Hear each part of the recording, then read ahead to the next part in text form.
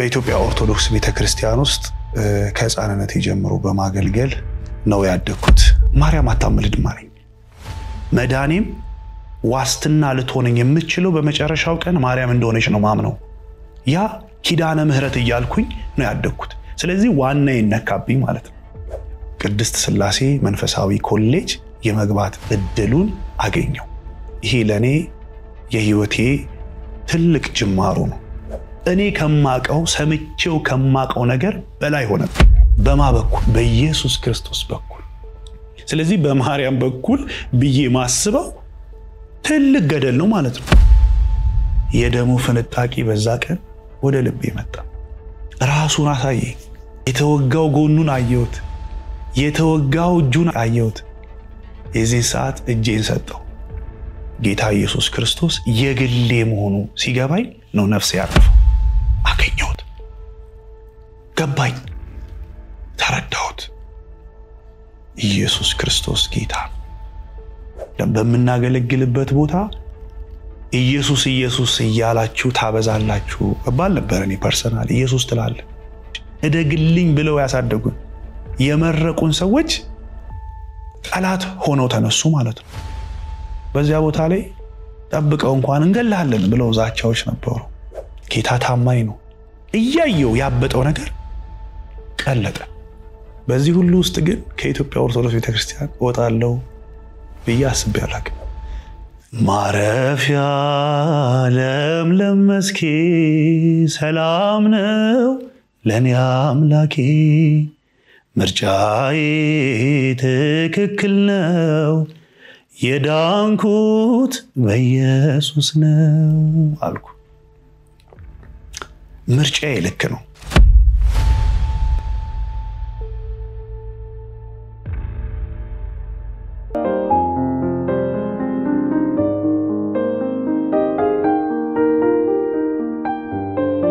ስሜ መምህር አብርሃም ይገዙ ይባላል።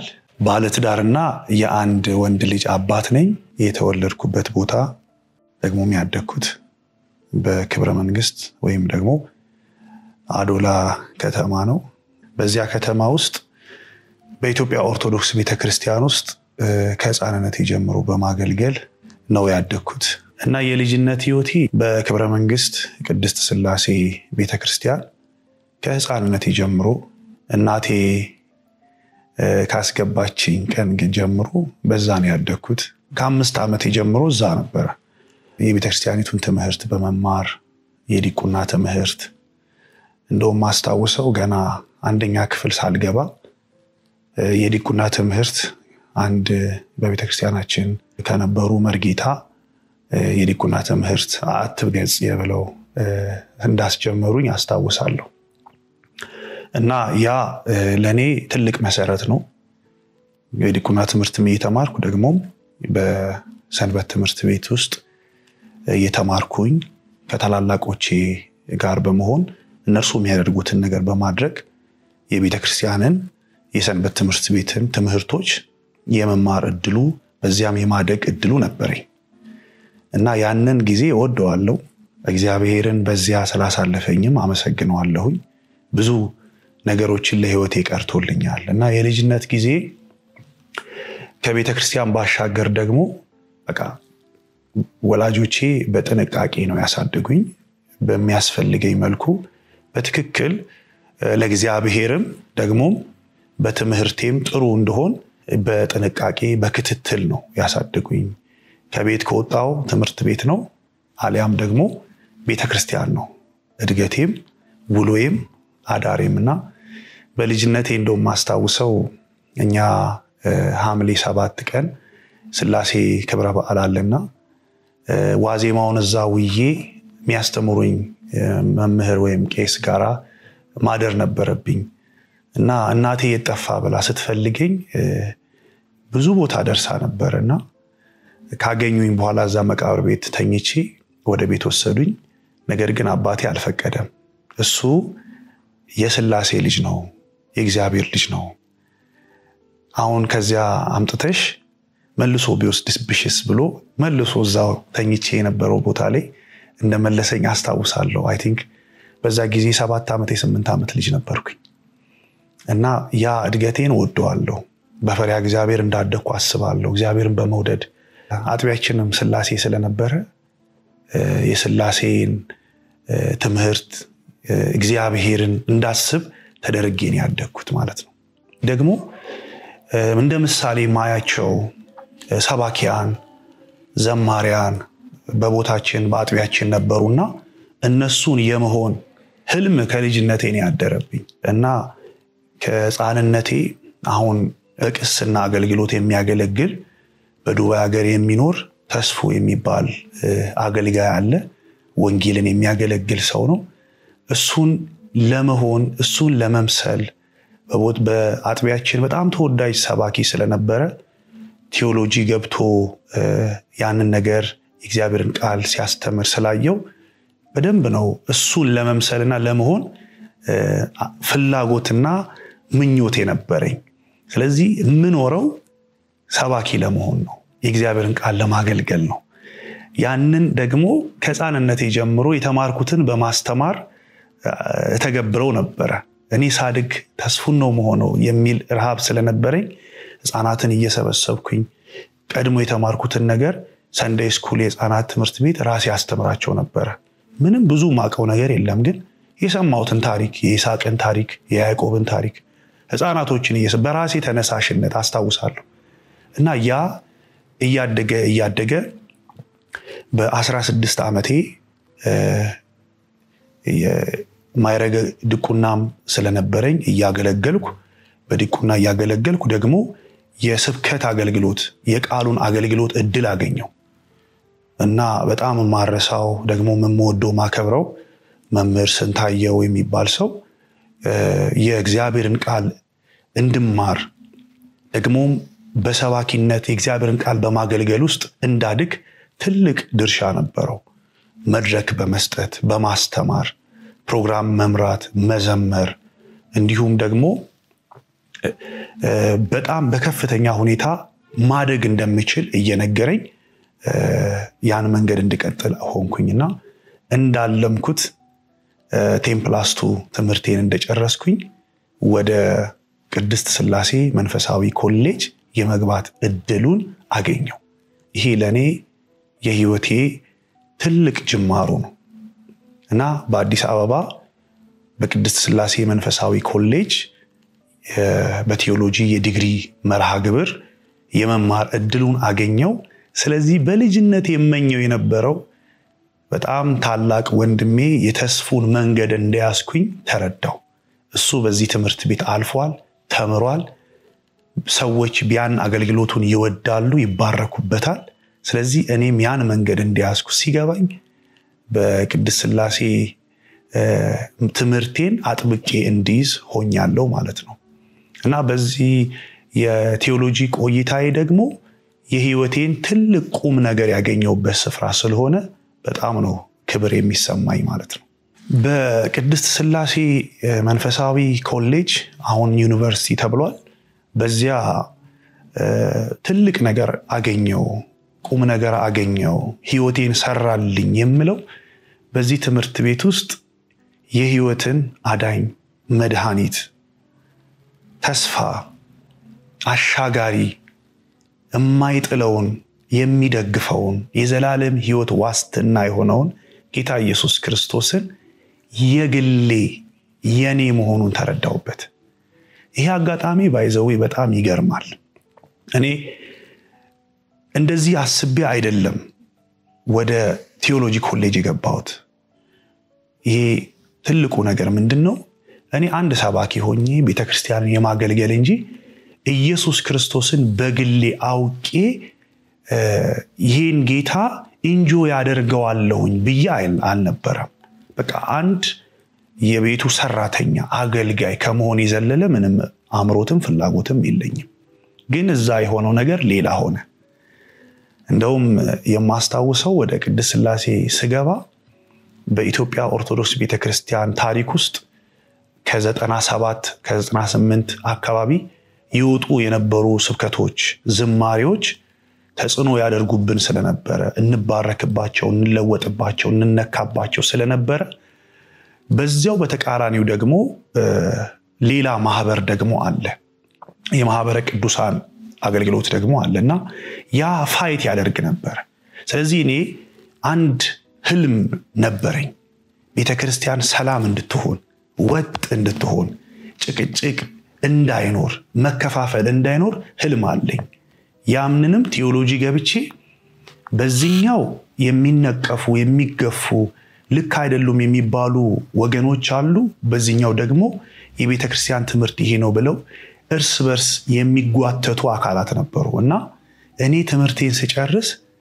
እነዚህ ሁለት ፓርቲዎች ማስታረቅ አንድ አድርጎ ቤተክርስቲያንን ሰላም ማድረግ ትልቅ ህልሜ ነበር ነገር ግን አንድ ከኔ ቀድሞ ቴዎሎጂ ኮሌጅ ተምሮ የነበረ ሰው አንድ ነገር ተናገረኝ በዚህ ትምህርት ቤት ስትመጣ ለማወቅ ራስን ባዶ አድርጋለኝ እና መጽሐፍቶችን አንብባለኝ መምህራኖች የሚሉትን ነገር በጽሞና ስማለኝ ያ ነገር ልቤን ያዘው ስለዚህ ገና በመጣው 6 ወር 7 ወር ውስጥ አንድ ጓደኛዬ አሁንም በዚያ በኦርቶዶክስ ቤተክርስቲያን ውስጥ ያገለግላል ማርያም አታምልድም አለኝ ይሄ ለኔ በጣም ከባድ ነገር ነው ማለት እዛ የቤተክርስቲያኒቱ ትልቅ ተቋም ውስጥ ያለነው እንዴት አታማልድም የዚህን ሰዓት ላይ ተቆጣሁት ቀድሜ ስብከት ስለማቅ ጥቅሶችን ስለማቅ ለረጅም ዓመታት ሳገለግል ሰብክ ስለነበረ ጥቅስ ተጠቀስኩበት ከእግዚአብሔር ጋር የሚጣሉ ይደቃሉ አልኩ እና እግዚአብሔር እንደሚቆጣው ነው በቃ የተሰማኝ ማርያም አታማልድም ለኔ በጣም ከባድ ነበር ለምን በማርያም ምልጃ አምን ነበር በማርያም ቃል ኪዳን አምን ነበር ማርያም እንደምታስመረኝ አምን ነበር እኔ ኃጢያተኛ በደለኛ ነኝ ስለዚህ መዳኔም ዋስትና ልትሆነኝ የምትችለው በመጨረሻው ቀን ማርያም እንደሆነች ነው ማምነው ያ ኪዳነ ምህረት እያልኩኝ ነው ያደኩት ስለዚህ ዋና ይነካብኝ ማለት ነው ግን ይሄ ንግግር ቀላል ንግግር አልነበረም ለምን አለ የሚል ውስጣዊ ጥያቄ ውስጤ ነበር ለምን እሱ ከኔ ተሻለ አንብቦ ሊሆን ይችላል እንዴ ብዬ ራሴን እንድገመግም አስድርጎኛል የዚህን ሰዓት ላይ አስቀድሞ ያልኳችሁ ወንድም መጽሐፍትን አንብብ ብሎኛልና መጽሐፍቶችን ማንበብ ጀመርኩኝ እና አጋጣሚ ይነጋል የሚል መጽሐፍ አገኘው ላይብረሪ ውስጥ ይሄ መጽሐፍ ደግሞ የመርጌታ ጽጌ ስጦታው መጽሐፍ ነው እና ዝም ብሎ አጋጣሚ ያገኘሁት ያንን ከላይብረሪ አወጣው ከዛ ኮሌጅ ውስጥ አነበብኩት መጽሐፉን በአንድ ሌሊት ነው የጨረስኩት አሁን አላስታውሰውም አይ ቲንክ 200-300 መጽሐፍ ነው ገጽ ነው እና በአንድ ቀን ጨረስኩት ልቤ ተቃጥሎ እንዲም አይነት ነገር አለ እንዴ ብዬ መጽሐፉ የሚያወራው ስለ ወንጌል የተናገሩ ሰዎች እንዴት ዋጋ እንደከፈሉ ያ ጸሐፊው በቤተክርስቲያን ውስጥ ያነሳቸውን ጥያቄዎች ያለ አግባብ የተመለሰበትን ታሪክ ከሊቃውንት ጋር ያወራውን ዲያሎጎች ሁሉ ነው ይዞ ያለው ስለዚህ ቅዱሳን ምልጃ ስለ ቃል ኪዳን ስለ ኢየሱስ ክርስቶስ አዳኝነት ብቸኛ አዳኝነት ያወራል እኔ ከማቀው ሰምቼው ከማቀው ነገር በላይ ሆነብኝ ባይዘዌ በህይወት ዘመኔ እንደዛ በአንድ ቀን መጽሐፍ ጨርሼ አላውቅም ከዛ በፊት እንደውም ከዛም በኋላ በአንድ ቀን የጨረስኩት መጽሐፍ ትዝ አይለኝም ግን ያ የህይወቴን አቅጣጫ ትክክለኛውን እንድፈልግ እግዚአብሔር ስለረዳኝ ስላገዘኝ ጸጋውን አብዝቶልኝ እንድጨርሶንኩኝ እና በማግስቱ ሌላ ነገር ማሰብ አልቻልኩም አንድ ጉዳይ አለ ማለት ነው ብዬ ራሴን ጠየቅኩ እና ትምህርት ቤት ስለሆነ መጠየቅ መብት ስላለ የማውራት የመወያየት እድሉ ስላለ ይሄ ነገር እንዴት ነው የማርያም ምልጃ ጉዳይ የቃል ኪዳኗ ጉዳይ የቅዱሳን ምልጃ ጉዳይ የጌታ የኢየሱስ ክርስቶስ አዳኝነት የምልጃው ጉዳይ ምንድነው የሚል ከኔ ሲኒየር የነበሩ ሰዎችን መጠየቅ መምህራኖችን መጠየቅ ጀመርኩ ማለት ነው እዚህን ሰዓት በይፋ ይሄ ነገር ባይነገርም ግን ትምህርት ቤት ውስጥ ቀላልና ግልጽ የሆነ ጉዳይ እንደሆነ ተረዳው ሚወራ ሁሉም ሰው እንኳን ባይባል በአብዛኛው ኮመን የሆነ አንደርስታንዲንግ እንዳላቸው ሳይ ራሴን በአዲስ መንገድ መፈለግ እንዳለብኝ አሁንም ተረዳው ማለት ነው ከዕለት ወደ ዕለት የእግዚአብሔርን የማዳን የምስራች የፍቅሩን የምህረቱን የጸጋውን ጉልበት መፈለግና በዚያም ውስጥ ደግሞ መክረም ፍላጎት ይሆናል እና በቅድስት ሥላሴ መንፈሳዊ ኮሌጅ ውስጥ ምንድነው የገባ ምንድነው የተረዳው በባል እምነት ምን እንደሆነ ተረዳው ጸጋ ምን እንደሆነ ተረዳው ህግ ምን እንደሆነ ተረዳው ይሄ በጣም ከፍተኛ ለውጥ ነው የሚያመጣው አሁን እምነት ምንድነው ከዚህ ቀደም አምን የነበረው በአንዲት በዛ በተቋም ውስጥ መኖር ነው በቃ ለኔ መዳን ወይም አንድ ቀን ድናለው ወይም አልድንም መዳኔንም ሳላረጋግጥ ነበር መኖረው ግን እምነት የሚያድን እንደሆነ ይሄም እምነት ደግሞ የዘላለም አዳኝ ኢየሱስ ክርስቶስ እንደሆነ መጽሐፍ ቅዱስ እንደሚናገር አነበብኩ ባይዘዌ በጣም ደስ የሚለኝ ጌታ ኢየሱስ ክርስቶስ የግሌ መሆኑ ሲገባኝ ነው ነፍስ ያረፈው ቀድሞ እማምነው አዳኝነቱ የሁሉም ነው የዓለም ነው ከኔ ጋር የተገናኘ ግን አይደለም መዳኔንም አላቅም ድንገት በቅዱሳን መልጃ በእነሱ እርዳታ በእነሱ ጸሎት የመትረፍ እድሉ ይኖረኛል እንጂ ህይወቴ በእግዚአብሔር ልጅ በኢየሱስ ክርስቶስ ሞትና ትንሳኤ እንደተደመደመ እንዳለቀ መዳን እንደተፈጸመ ያንን በማመን ደግሞ የሚሆን ጽድቅ ወደኔ እንደሚመጣ አላውቅም ነበር ስለዚህ ያንን ነገር በዚህ በቅድስት ሥላሴ መንፈሳዊ ኮሌጅ ውስጥ ተረዳው በዚህ ሰዓት ሌላ ከቤተ ክርስቲያኖቱ ውጪ የሆነ አካል አግኝቼ አላውቅም ሲያስተምሩም ሰምቼ አላውቅም በሌሎችም ከቤተ ክርስቲያኒቱ ውጪ በሆኑ ሰዎች የተጻፉ መጽሐፍቶችንም የማንበብ እድሉም አልነበረኝ ግን በዚያ በትምህርት ቤት ውስጥ ባሉ መጽሐፍቶች መምህራን ደግሞም በዚያ ባሉ ደቀ መዛሙርት እዛው ግቢ ውስጥ ባሉ መጽሐፍት ህይወቴን እንድቀይር አስተሳሰቤን እንድቀይር አመለካከቴን እንድቀይር ተደረኩ ማለት ነው እና የእግዚአብሔር ጸጋ መጽሐፍ እንደሚናገረው ጸጋው በእምነት አድኗችኋልና ይህም ደግሞ ከናንተ አይደለም ማንንም እንዳይመካ ከሥራ አይደለም ይላል ጳውሎስ ማንንም እንዳይመካ ከሥራ አይደለም ጸጋው ነው የሚያድነው የዘላለም ሕይወት የሚሰጠው የሚለውን መጽሐፍ ቅዱሳዊ ሐሳብ እንድረዳ ሆንኩኝ በዮሐንስ ወንጌል ምዕራፍ 3 ላይ እንደሚናገረው በእርሱ የሚያምን ሁሉ የዘላለም ሕይወት እንዲኖረው እንጂ እንዳይጠፋ እግዚአብሔር አንድያ ልጁን እስኪሰጥ ድረስ ዓለሙን እንዲሁ ወዷል ይላል ይሄን ቃል እኮ ቀድሜ አነበው ነበር ነገር ግን ልጁ የኔን ሕይወት የሚሰራ እንደሆነ አልረዳም ነበር እነዛ መጽሐፍቶች መምህራኖቼ ግን ይሄንን ነገር በዚህ አቅጣጫ እንድረዳ አደረጉኝ ስለዚህ ሕይወቴን ቀየረው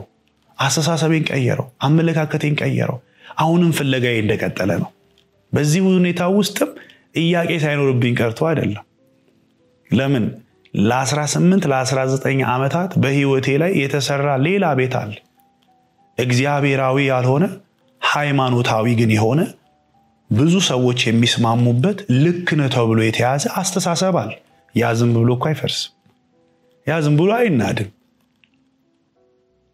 ስለዚህ በጊዜ ሂደት ውስጥ በማንበብ እኔ ህይወቴን ሰሩ ብዬ ከማስባቸው መጽሐፍቶች መካከል አሁን እዚህ በእጄ ይዣቸዋለሁኝ ከይነጋል ቀጥሎ ገድል ወይስ ገደል የሚል የመምህር ጌታቸው መጽሐፍ አለ ይሄ መጽሐፍ የኔን ብቻ ሳይሆን የብዙ ሰዎችን አመለካከት አስተሳሰብና ትምህርት የቀየረ እይታ ሰጥቶኛል ደግሞም የወንድሜ ዲያቆን አግዛቸው ተፈራ መጽሐፍ ለብዙ ሰዎች መዳን እና መትረፍ ምክንያት የሆነ መጽሐፍ የተቀበረ መክሊት የሚል መጽሐፍ እነዚህ መጽሐፍቶች በመማርበት ትምህርት ቤት ውስጥ ነበሩ ስለዚህ እነዚህን በማንበብ መዳን ምን እንደሆነ የእግዚአብሔር መንግስት እንዴት እንደሚወረስ ነፍስ እንዴት እንደምታርፍ መጽሐፍ ቅዱስን እንድናጠናና እንድናነብ ተደርገናል ማለት ነው። ጌታ ኢየሱስ ክርስቶስ እንደሚናገረው እናንተ ደካሞች ሸክማችሁ የከበደ ሁሉ ወደ እኔ ኑ እኔም አሳርፋችኋለሁ ብሏል።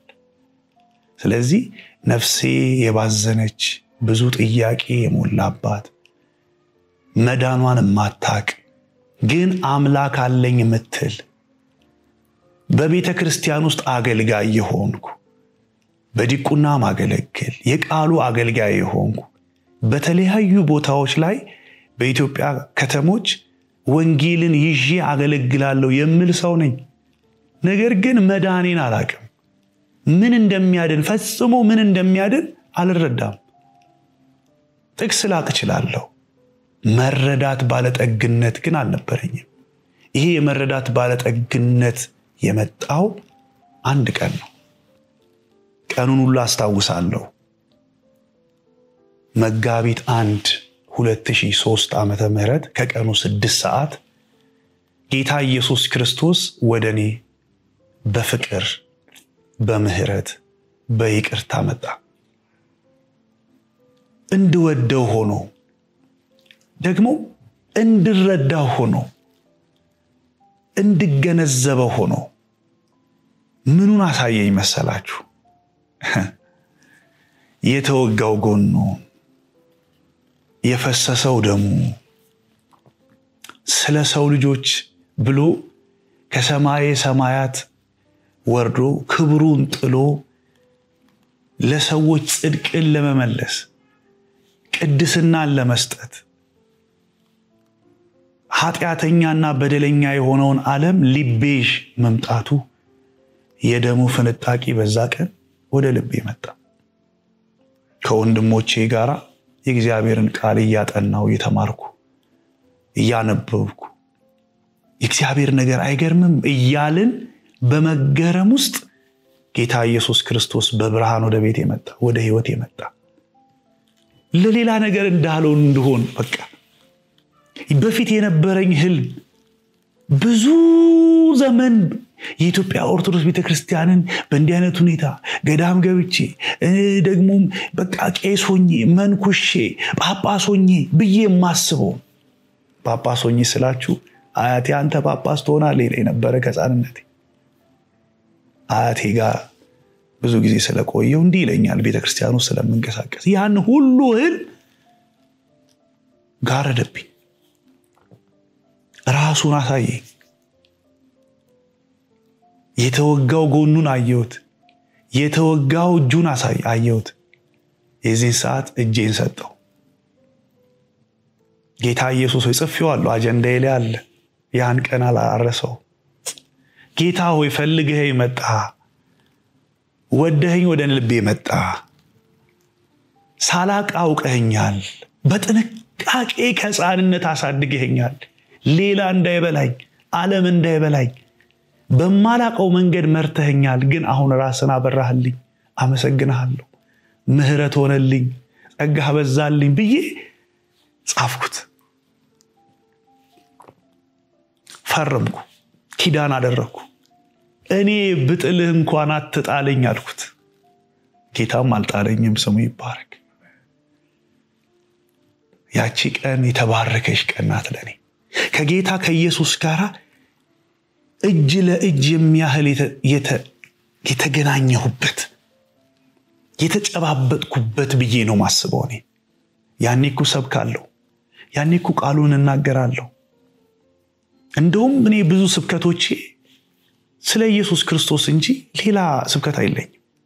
ለምን ጊዜው መጽሐፍ ቅዱስ ላይ ትኩረት የሚደረግበት ጊዜ ነበር። የ2000 ጅማሬ የ90ዎቹ መጨረሻ ላይ ስለነበረ በቤተክርስቲያን ውስጥ መጽሐፍ ቅዱስ በደንብ ይሰበካል። ግን ኢየሱስን እንዲህ ባለ የግል ህይወት ግንኙነት አላቀም። እንደውም የወንጌል አማኞች ኢየሱስ የግል አዳኝ ነው ሲሉ እንደውም እንከራከራለን። ኖ ኢየሱስ የግል አዳኝ አይደለም፣ እሱ የዓለም መድኃኒት ነው እንላለን።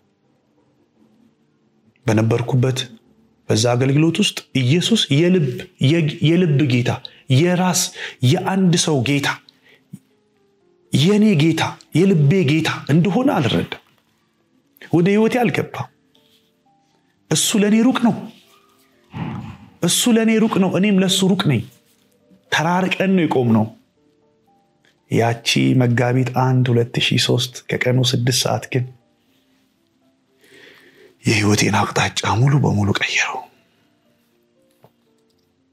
አስተሳሰቤን ቀየረው ትምህርቴን ቀየረውና የዛን ሰዓት ራእይ አደረብኝ ማለት ነው ይሄን ህይወት ብዙ ሰው መካፈል አለበት ብያመንኩ በዚህ ሁሉ ውስጥ ግን ከኢትዮጵያ ኦርቶዶክስ ቤተክርስቲያን ወጣለው በያስብ ያላቅም አሁንም እዛው የጠጣሁት ትምህርት እዛው ቤት ያለ ስለሆነ ሰዎች ይሄን እንዲያውቁ ነው ረሃብ ያደረብኝ ፍላጎት ያደረብኝ ለምን የሚያድነው እሱ ስለሆነ መዳን በሌላ በማንም የለም ይላል ሐዋርያው ጴጥሮስ መዳንም በሌላ በማንም የለም እንድንበት ዘንድ ከሰማይ በታች የተሰጠ ሌላ ስም የለምና ስለዚህ ሰው ሁሉ ጥያቄው መዳን አይደል የሰው ሁሉ ሩጫ መዳን አይደል እናቶቻችን አባቶቻችን ተራራ ቢወጡ ቁልቁል ቢወርዱ ገዳም ለገዳም ቢንከራተቱ ቢጾሙ ቢጸልዩ ቢያስቀድሱ ይሄን ሁሉ ለመዳን አይደል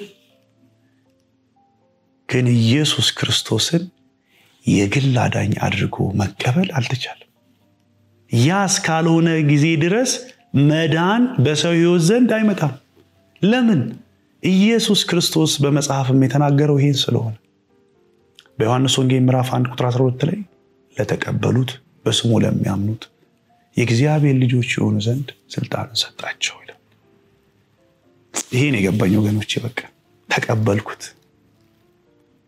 ተቀበልኩት ና ወደ ልቤ ና ወደ ቤቴ ግባ ዘላለሜን ውረሰው በቃ ለምን ልጅ ሆኝም እምፈልገው ጌታ እግዚአብሔርን ነው እኔ አሁን እንኳን የልጅነቴ አምላክ ስለው አቀማጣለሁ እውነት አቀማጣለሁ የልጅነቴን አምላክ እወደዋለሁ የተጠነቀቀልኝን ሌላ ነገር እንዳይበላኝ አርጎ የራራልኝን መንገዴን ያሳመረው ረሃብ በውስጤ የጨመረውን እግዚአብሔር ስም የሚቀርበኝን አላቀውም እኮ ግን በግሌ እኮ ህይወት ላይ አላቀውም ግን ቅርብ ነው ያንን ጌታ ነው እኔ አሁን በዛሽ ቀን 2003 ላይ አገኘሁት ገባኝ ተረዳሁት ኢየሱስ ክርስቶስ ጌታ ነው ያ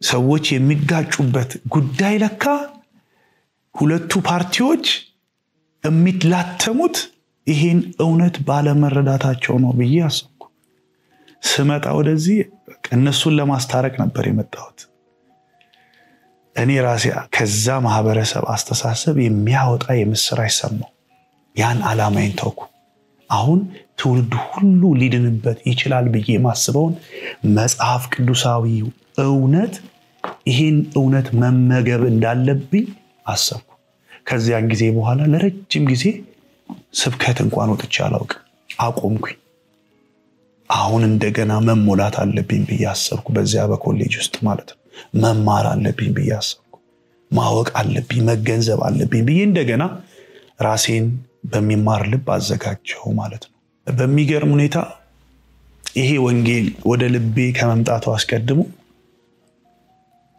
ከልጅነቴም ወንጌል አማኞች ወይ በተለምዶ ጴንጤ የሚባለውን ማህበረሰብ እንድንጠላ አርግ ተደርጎ ነው ያደግነው እኔ ሰፈር ውስጥ ቻፕል ነበርና ያ ቻፕል ላይ ባለፍን ባገደምን ቁጥር ማታ ፕሮግራም ሲኖር በድንጋይ በቃ ወሩምታ ነው እናወርድባቸው በልብሳችን ተሸክመን ከሌላ ቦታ ድንጋይ ይዘን ወንጌል ኢየሱስ የሚሉ ያ ብቻ አይደለም እኔ ከልጅነቴ ያው ሰባኪ ነኝ ብዬ ስላደኩ ስላመንኩ ጴንጤዎች ወደኔ ሲመጡ ወይ በዱላ ወይ በኃይል ወይም ደግሞ በቃሉ ፋለማቸው ነበር ኢየሱስ ያድናል ስላሉ ማለት ነው መዳን በሌላ በማንም የለም ስላሉ ማለት ነው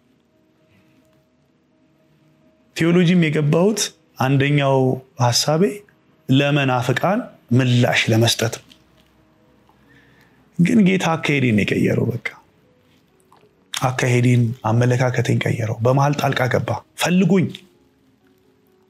እኔ ኢየሱስ ባይገባኝ ምን አይነት ሰው እንደሆነ ሳስብ እውነት ለማንም የማልጠቅም እንደምሆን አስባለሁ። ኢየሱስን ባልረዳ ኢየሱስ ወደ ህይወቴ ባይመጣ ወንጌል እውነቱ የእግዚአብሔር የዘላለም አጀንዳና ፕሮግራም በሰው ዘንድ ያለው የምስራች እንዲሰሙለት የሚፈልገው የምስራች ወደ ልቤ ባይመጣ ለማንም የምወዘው አልነበርኩ። ዓለም የምትበላኝ፣ ሲስተም የሚበላኝ፣ ሃይማኖት የሚጫወትብኝ ሰው ሆን ነበር። ሃይማኖት ስላችሁ ሪሊጅኖች ወይም የሃይማኖት ተቋማት፣ የሰዎች አስተሳሰብ፣ የሰው ፍልስፍና ሊበላኝ ይችላል። ግን ጌታ ህይወቴን ሲያተርፍ በተለያዩ ወንድሞች በመጻሕፍት እየቃኘ ወደ ትክክለኛው ትራክ አስገባኝ። ይሄ ከልጅነት ጀምሮ ሲጠብቀኝ የነበረው ጌታ ራሱን ሲገልጥልኝ ቆረጥኩ። በቃ ለምንም ነገር ተቃውሞ ቢመጣብኝ፣ የተለያየ አይነት ተግዳሮት ቢመጣብኝ፣ ከኮሌጅ ልባረር ብችል እንዳልፈራ አድርጎ ነው ፍቅሩ በልቤ ላይ ገባው። እና በዚህ መረዳት ውስጥ ሲሆን እኛ በትምህርት ቤት ውስጥ ዶርማችን ተለየ፣ ታወቀ። መጽሐፍ ቅዱስ የሚጠናበት፣ የእግዚአብሔር ቃል የሚነገርበት፣ አንዳንድ ጊዜ ግቢ ውስጥ የሆነ ብጥብጥ የሆነ ነገር ችግር ሲመጣ ወንድሞች በይሄ ወንጌል ብርሃን የበራላቸው ወንድሞች ወደኛ ዶርም መጥተው ይጸልዩ ነበር፣ እንጸልይ ነበር። እግዚአብሔር ያንን ብጥብጥ ለወንጌል እንዲጠቀምበት መምህራኖቻችንም አሉ ሰፖርት የሚያደርጉን በርቱ የሚሉን ጳጳሳትም ነበሩ። ያንን ዕውቀት ለሰዎች በጥበብ እንድንናገር እንደው በመላተም በፍጥነት ሳይሆን በጥበብ እንድናወራ ጋይድ ያደርጉን ነበር። ነገር ግን ያው ወንጌል ባህሪው አንዱ ቻሌንጅ አይደል? ኢየሱስ ክርስቶስ ራሱ አላታለለንም። ወደኔ ትመጣላችሁ ህይወት ይሆንላችኋል ብሎ በቃ በዛ ይበቃል አላለም። ስለ ስሜ ተጠላችሁ ትሆናላችሁ፣ መከራን ትቀበላላችሁ፣ በመኳንንት በነገስታት ፊት ትቆማላችሁ ነው ያለው። እንደ ምድራችን ፖለቲከኞች እኔን ብትመርጡኝ ድልድይ ይሰራላችኋለሁ፣ እንዲህ አደርግላችኋለሁ፣ ውሃ በየቀኑ በእናንተ ቤት ይመጣል እያለ አላታለለንም። ኢየሱስ ክርስቶስ ግልጹን ነው የነገረን። እኔን ዓለም ጠልታኝ ከሆነ ገፍታኝ ከሆነ እናንተንም እንዲሁ ያደርጉባችኋል ነው ያለው።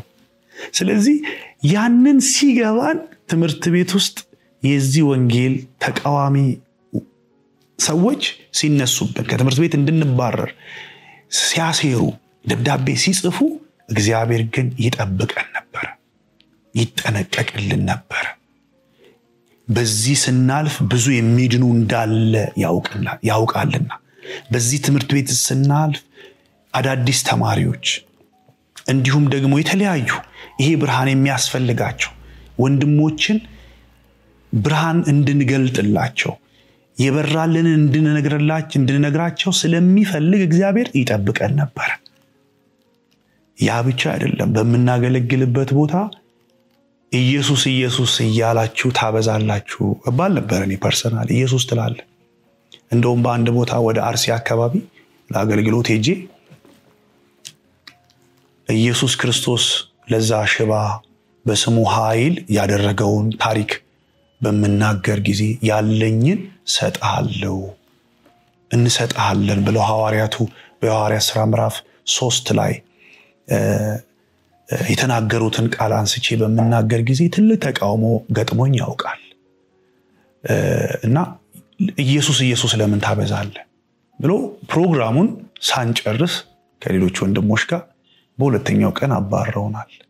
ግን በዚያ በቃም ስለ ወንጌል ያለው መገፋት ስፔሻሊ በተወለድኩበት ቦታ ያው ብዙ ሰዎች ይሄን ነገር ከኔ ብዙ ነገር ይጠብቃሉ፣ ተምሬ እንደማገለግላቸው በዚያ መንገድ መቀጠል ይመስላቸው ነበር።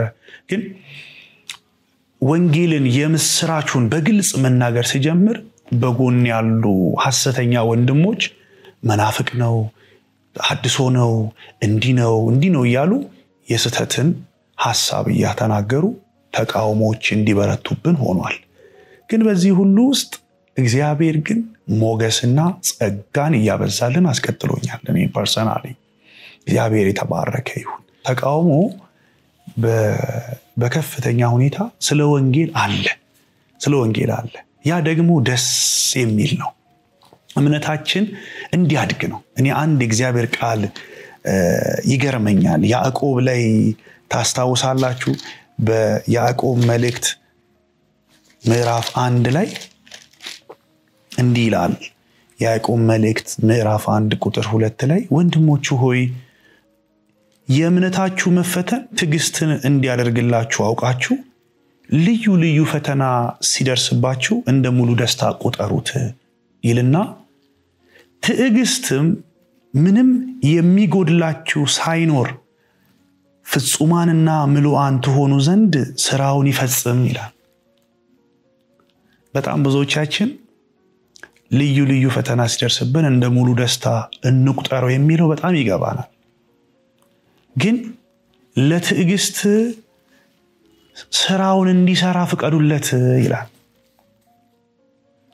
ያ ትዕግስት ሰርቶ ሲጨርስ የምትሆኑት ፍጹማንና ምሉዓን የሚያደርጋችሁ ይላል ፍጹማንና ምሉዓን እና በእምነታችን ውስጥ የሚመጣው ፈተና በትዕግስት የምንሞረደውና የምንሰራው ፍጻሜው ምሉ መሆንና ፍጹም መሆን ነው እና የወንጌል ተቃውሞ ምሉ አድርጎኛል ብዬ አምናለሁ እንድበረታ አድርጎኛል ብዬ አምናለሁ ዛሬም ይሄን መልእክት የሚሰሙ ሰዎች በዚህ የወንጌል አገልግሎት ውስጥ የሚያልፉ በኢየሱስ መንገድ የሚያልፉ ሰዎች የሚደርስባቸው ተቃውሞ የሚደርስባቸው ቻሌንጅ ህይወታቸውን የሚሰራ ህይወታቸውን የሚቀይር ሞር ሻርፕ እንዲሆኑ የሚያደርግ ሞር ስል እንዲሆኑ የሚያደርግ ፍጹም የሚያደርግ ምሉ የሚያደርግ ነው ስለዚህ እንዲበረቱ አበረታታችኋለሁ እኔ ዛሬ ላይ አለው ብዬ ማስበው ምንም ስላልደረሰብኝ ሳይሆን እግዚአብሔር አምላክ ትዕግስትን ስለሰጠኝ ነው ብዬ አምናለሁ ወንጌል ደግሞ ትዕግስትን ይፈልጋል ጌታ ኢየሱስ ክርስቶስን መከተል የህይወት ሁሉ ትልቅ ውሳኔና ምርጫ ነው በዚህ መንገድ ደስ ይለኛል ደግሞም እንደ ተሳሳትኩኝ አላስብም በቅድስት ሥላሴ መንፈሳዊ ኮሌጅ ውስጥ በነበረኝ ቆይታ ቀደም እንዳልኳችሁ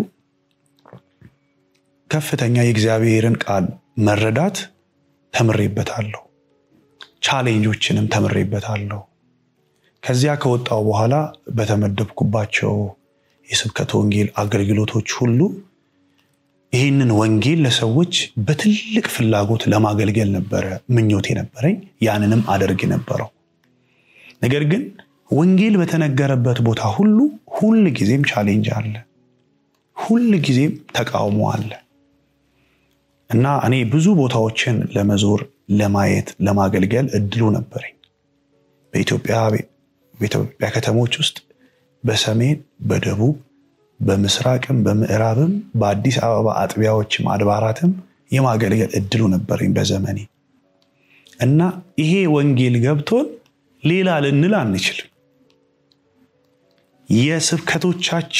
የስብከቶቼ ትምህርቶቼ ሁሉ ማዕከል ኢየሱስ ነው መደምደሚያው ኢየሱስ ነው መግቢያው ኢየሱስ ነው ስለዚህ ይሄንን ኢየሱስን በመንናገርበት ጊዜ በመናወጅበት ጊዜ ተቃውሞ ይመጣል እና በዚህ ተቃውሞ አገልግሎት ውስጥ እኔ ከፍተኛ ተቃውሞ ሲሆን በተመደብኩባቸው ቦታዎችም እንደ ክፉ አድራጊ ስቆጠር ጌታ ሆይ ልክ አይደለሁም እንዴ ብዬ አስቤ ያውቃለሁ እንዴ ምንድነው ብዬ ያውቃለሁ የሚለወጡ ሰዎች አሉ ግን ተቃውሞም ይበረታል እና እንዲህ ብዬ ዘመርኩኝ ምርጫዬ እሱ እንደሆነና ልክ እንደሆነ ሲገባኝ ከጥያቄ በኋላ ማረፊያ ለምለም መስኪ በዚህ ማለበለው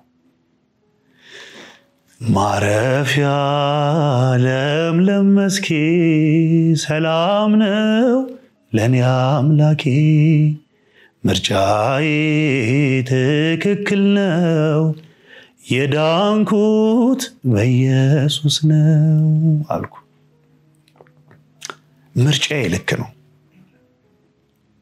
ይሄ መንገድ ልክ ነው አልኩ ተቃውሟል በገፋቷል ቻሌንጇል ያ ዘመን እንደውም እንዳሁኑ አይደለም አብሶ ይሄ 2007 8 9 ከፍተኛ ተቃውሞ በሰባኪ ያለኝ ነበር እኔ አንዱ ገፈት ቀማሽ ነኝ በዛ ተቃውሞ ውስጥ ግን እግዚአብሔር መንገድ ስለሆነ ደስ ነው የሚለኝ አንድም ቀን ይሄንን ዝማሬ ከዘመርኩ በኋላ አጉረምርም ያላቅ ይሄንን ዝማሬ ከጻፍኩት በኋላ አንድም ቀን አጉረም በመንገዱ እየተደሰትኩኝ ሄድኩኝ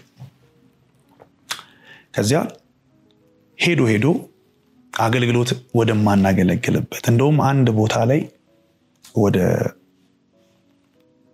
ዓለም ገና አካባቢ አገለግል ነበርና ሳገለግል ትልቅ ተቃውሞ ገጠመኝ እግድ ሁላ ደረሰኝና ክሱ ምንድነው ገና የመጣ ቀን በገዛ ፈቃዴ ወድጃችኋለሁ በሚል ርዕስ አስተማረን ስለዚህ የመናፍቃን ስብከት ነው አለ አለቃው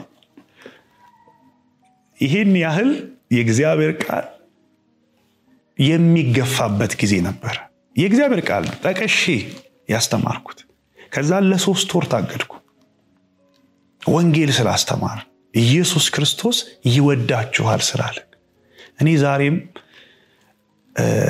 ለኢትዮጵያ ኦርቶዶክስ ቤተክርስቲያን ህዝብ ስስልባለኝ በጣም ስስልባለኝ የሚራራ ልባለኝ ሰዎች ኢየሱስ ክርስቶስን እንዲያውቁ ተፈልጋለሁ እንዲረዱ ተፈልጋለሁ በግላቸው እንዲያውቁት በማህበር ስሙ ሊጠራ ይችላል ከጧት እስከ ማታ ግን ያ የተጠራው ጌታ በልብ ውስጥ ነግሷል ወይ ነው በልባችን ውስጥ ከተሟል ወይ ነው ልጄ ሆይ ልብህን ስጠኝ የሚለው እሱ አይደለም እንዴ ልጄ ሆይ ልብህን ስጠኝ ልኑርበት የሚለው እሱ እኮ ነው እና የግል ግንኙነት ኢንቲሜሲ ከጌታ ጋር ያለ የግል ህብረት እግዚአብሔር የህብረት አምላክ ነው ፓራላሊ ወይም ደግሞ ቨርቲካል ወይም ሆሪዞንታል እግዚአብሔር በህብረት እንድንኖር ይፈልጋል ቨርቲካሊ ከእግዚአብሔር ጋር ህብረት እንድንኖረን ወደ ሰማይ ከእግዚአብሔር ጋር ህብረት እንድንኖረን ይፈልጋል እግዚአብሔር ከእንደገና ከወንድሞቻችን ጋር በህብረት እንድንኖር ይፈልጋል በዚያ ቤት ቆይታዬ ሰዎች እንዲረዱት ምፈልገው ነገር እግዚአብሔር ጋር ያላቸው የሰማይ ንክኪ የግል እግዚአብሔር ያንን መንገድ ፈጥሯል በክርስቶስ ኢየሱስ በእርሱ ሥራ ወደ አብ መግባት ድፍረትን አግኝተናል ይላል ኢየሱስ እንደተናገረው ደግሞ እኔ መንገድ ህይወት እውነት ነኝ በእኔ በቀር ወደ አብ የሚመጣ የለም ማለት መች ነው ይህ ህዝብ ወደ አብ የሚጠጋው ወደዚህ ረፍት ወደ ረፍቴ ግቡ ያለ ጌታ ወደ ረፍቱ ሊያስገባን እየፈለገ እኛ እስከመቼ ነው ምን ዘገየው በየጠይቃለው የኢትዮጵያ ኦርቶዶክስ ቤተክርስቲያንን አማኞች እስከመቼ ነፍሳችን በረሃብ በጥም እኔ የህይወት እንጀራ ነኝ ብሎ ጌታ እኔ የህይወት ውሃ ነኝ ጠጡኝ ብሎ ለምን አንዴ ጠጥተነው አናርፍም አንዴ በልተነው ለምን ህይወት አይሆንልንም አንዴ ከበሉት የማያስርብ አንዴ ጠጥተውት የማያስጠማ ጌታ ኢየሱስ ነው እና ይሄንን እንዲያውቅልኝ ፈልጋለሁ ህዝብ ያኔም ዓላማዬ ከኦርቶዶክስ መውጣት አልነበረም ፍላጎቴ ያ አይደለም ይሄንን እውነት እንዲረዱ በገባውበት ቦታ ሁሉ ሰዎች ክርስቲያን ከተባሉ አይቀር የኢየሱስ መሆናቸው እንዲታወቅ ደቀ መዝሙሩ እንዲሆኑ ነው ተልኮዬ ቤተክርስቲያኒቱ ያስመረቀች የመረቀች አገልግል ብላ መምህር ብላ የሰጠች ይሄንን የእውነት ወንጌል እንድናገር ነው። ግን ሜዳው ላይ ፊልዱ ላይ ያሉ ሰዎች ሁሉ ተቃውሞ ያስነሱብን ነበርና አሁንም ያ እንደቀጠለ ነው። በዛ ግፊያ ውስጥ አገልግዬ በቃኝ ባልኩ ሰዓት ወጣው። ከዛ በኋላ ቻሌንጁ ደግሞ ሞር ቀጠለ።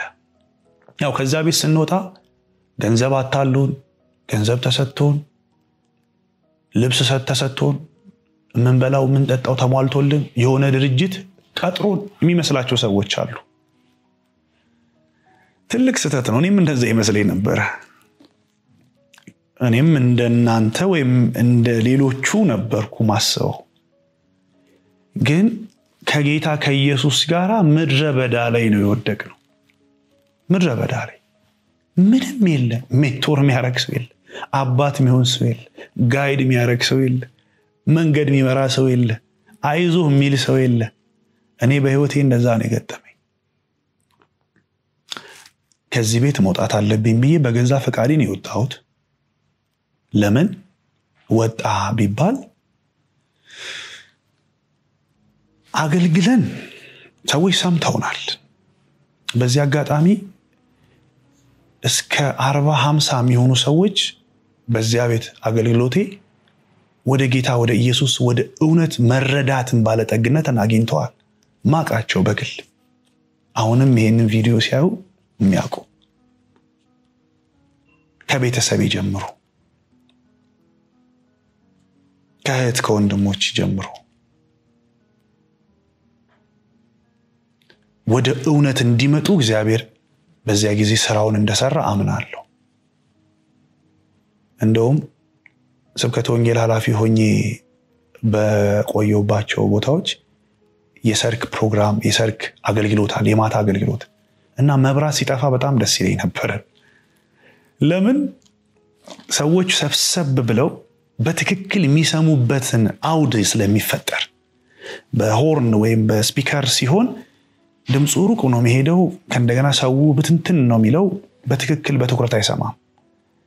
ነገር ግን በዛ አገልግሎቴ በጣም ደስ የሚለኝ ሰብሰብ ባረጋቸውና ኃላፊነት ስላለብኝ በሰዓቱ የእግዚአብሔርን ቃል የጽድቅን ቃል በግልጽ እንድናገርና እንዳስተምር መንገድ ይፈጥርልኝ ነበር። በዛ አገልግሎት የምታውቁ ሰዎችም አላችሁ፣ ብዙዎች ወደ ጌታ ወደ ኢየሱስ መጥተዋል፣ ወደ እውነት መጥተዋል እና ፍሬያማ ነበርኩኝ። እግዚአብሔር አምላክ ለአንድም ሰው ቢሆን ከየትም ወርዶ ሊያድን እንደሚችል እኔ ከአንድም ያለፉ በወንጌል የእግዚአብሔር ቃልን አምነውና ተቀብለው ሕይወት እንዲሆንላቸው በአገልግሎቴ ፍሬ አግኝቻለሁ ብዬ አምናለሁ። ግን የሆነ ሰዓት ላይ ቢበቃኝስ ብዬ በገዛ ፈቃዴ ከኦርቶዶክስ ቤተክርስቲያን ወጣሁ። ይህም ደግሞ 2009 ዓመተ ምህረት ህዳር ወር አካባቢ ማለት ነው ወጣሁ። ከዛ በኋላ ያው የለመድነው ነገር ይቀራል። በቤት ኪራይ ነው የምንኖረው። የቤት ኪራዩ የሚከፍለው አይኖርም፣ የሚበላም ይጠፋል። እኔ በዚህ ጊዜ እያገለገልኩ ጌታ ኢየሱስ ክርስቶስን በቃ በይፋ አገልግል ብዬ በወጣሁበት ጊዜ በህይወት ዘመኔ አይቼው ማላቀውን የረሃብና የጥም በሰዎች የመገፋት ስሜት በህይወት ዘመኔ ተሰምቶኝ አቅም ከዛ ቀደም ሰዎች ሁሉ የሚዘጉ ሰዎች ሁሉ ክፉ አድራጊ አድርገው የሚቆጥሩ ጓደኞች የሚዘጉ የሚደውልልህ ሰው አይኖር። ያ የመጀመሪያዎቹ ጊዜያት በጣም ከባድ ናቸው። ያገለገልኳቸው ሰዎች ቃሉን የነገርኳቸው ሰዎች እንዲም ሆንክ ብለው የዛ ቤት ሰዎች ማለት ትልቅ ተቃውሞ ከወጣው በኋላ ማስተናገጃለሁ።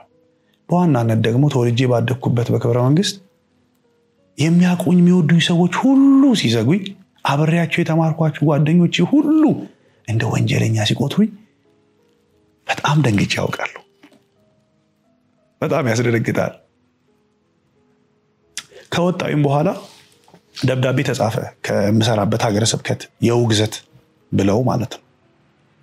እና ከኔ ጋራ ወደ 2 መነኮሳት ሌሎች ደግሞ ሰባኪያን ወንጌል 7 የሚሆኑ አጠቃላይ 9 ሰዎች ውግዘት ብለው ይሄን ያህል ደግሞ የተለየ ነገር ኖሮ ሳይሆን እንዲሁ በገዛ ፈቃዳቸው አደረጉት።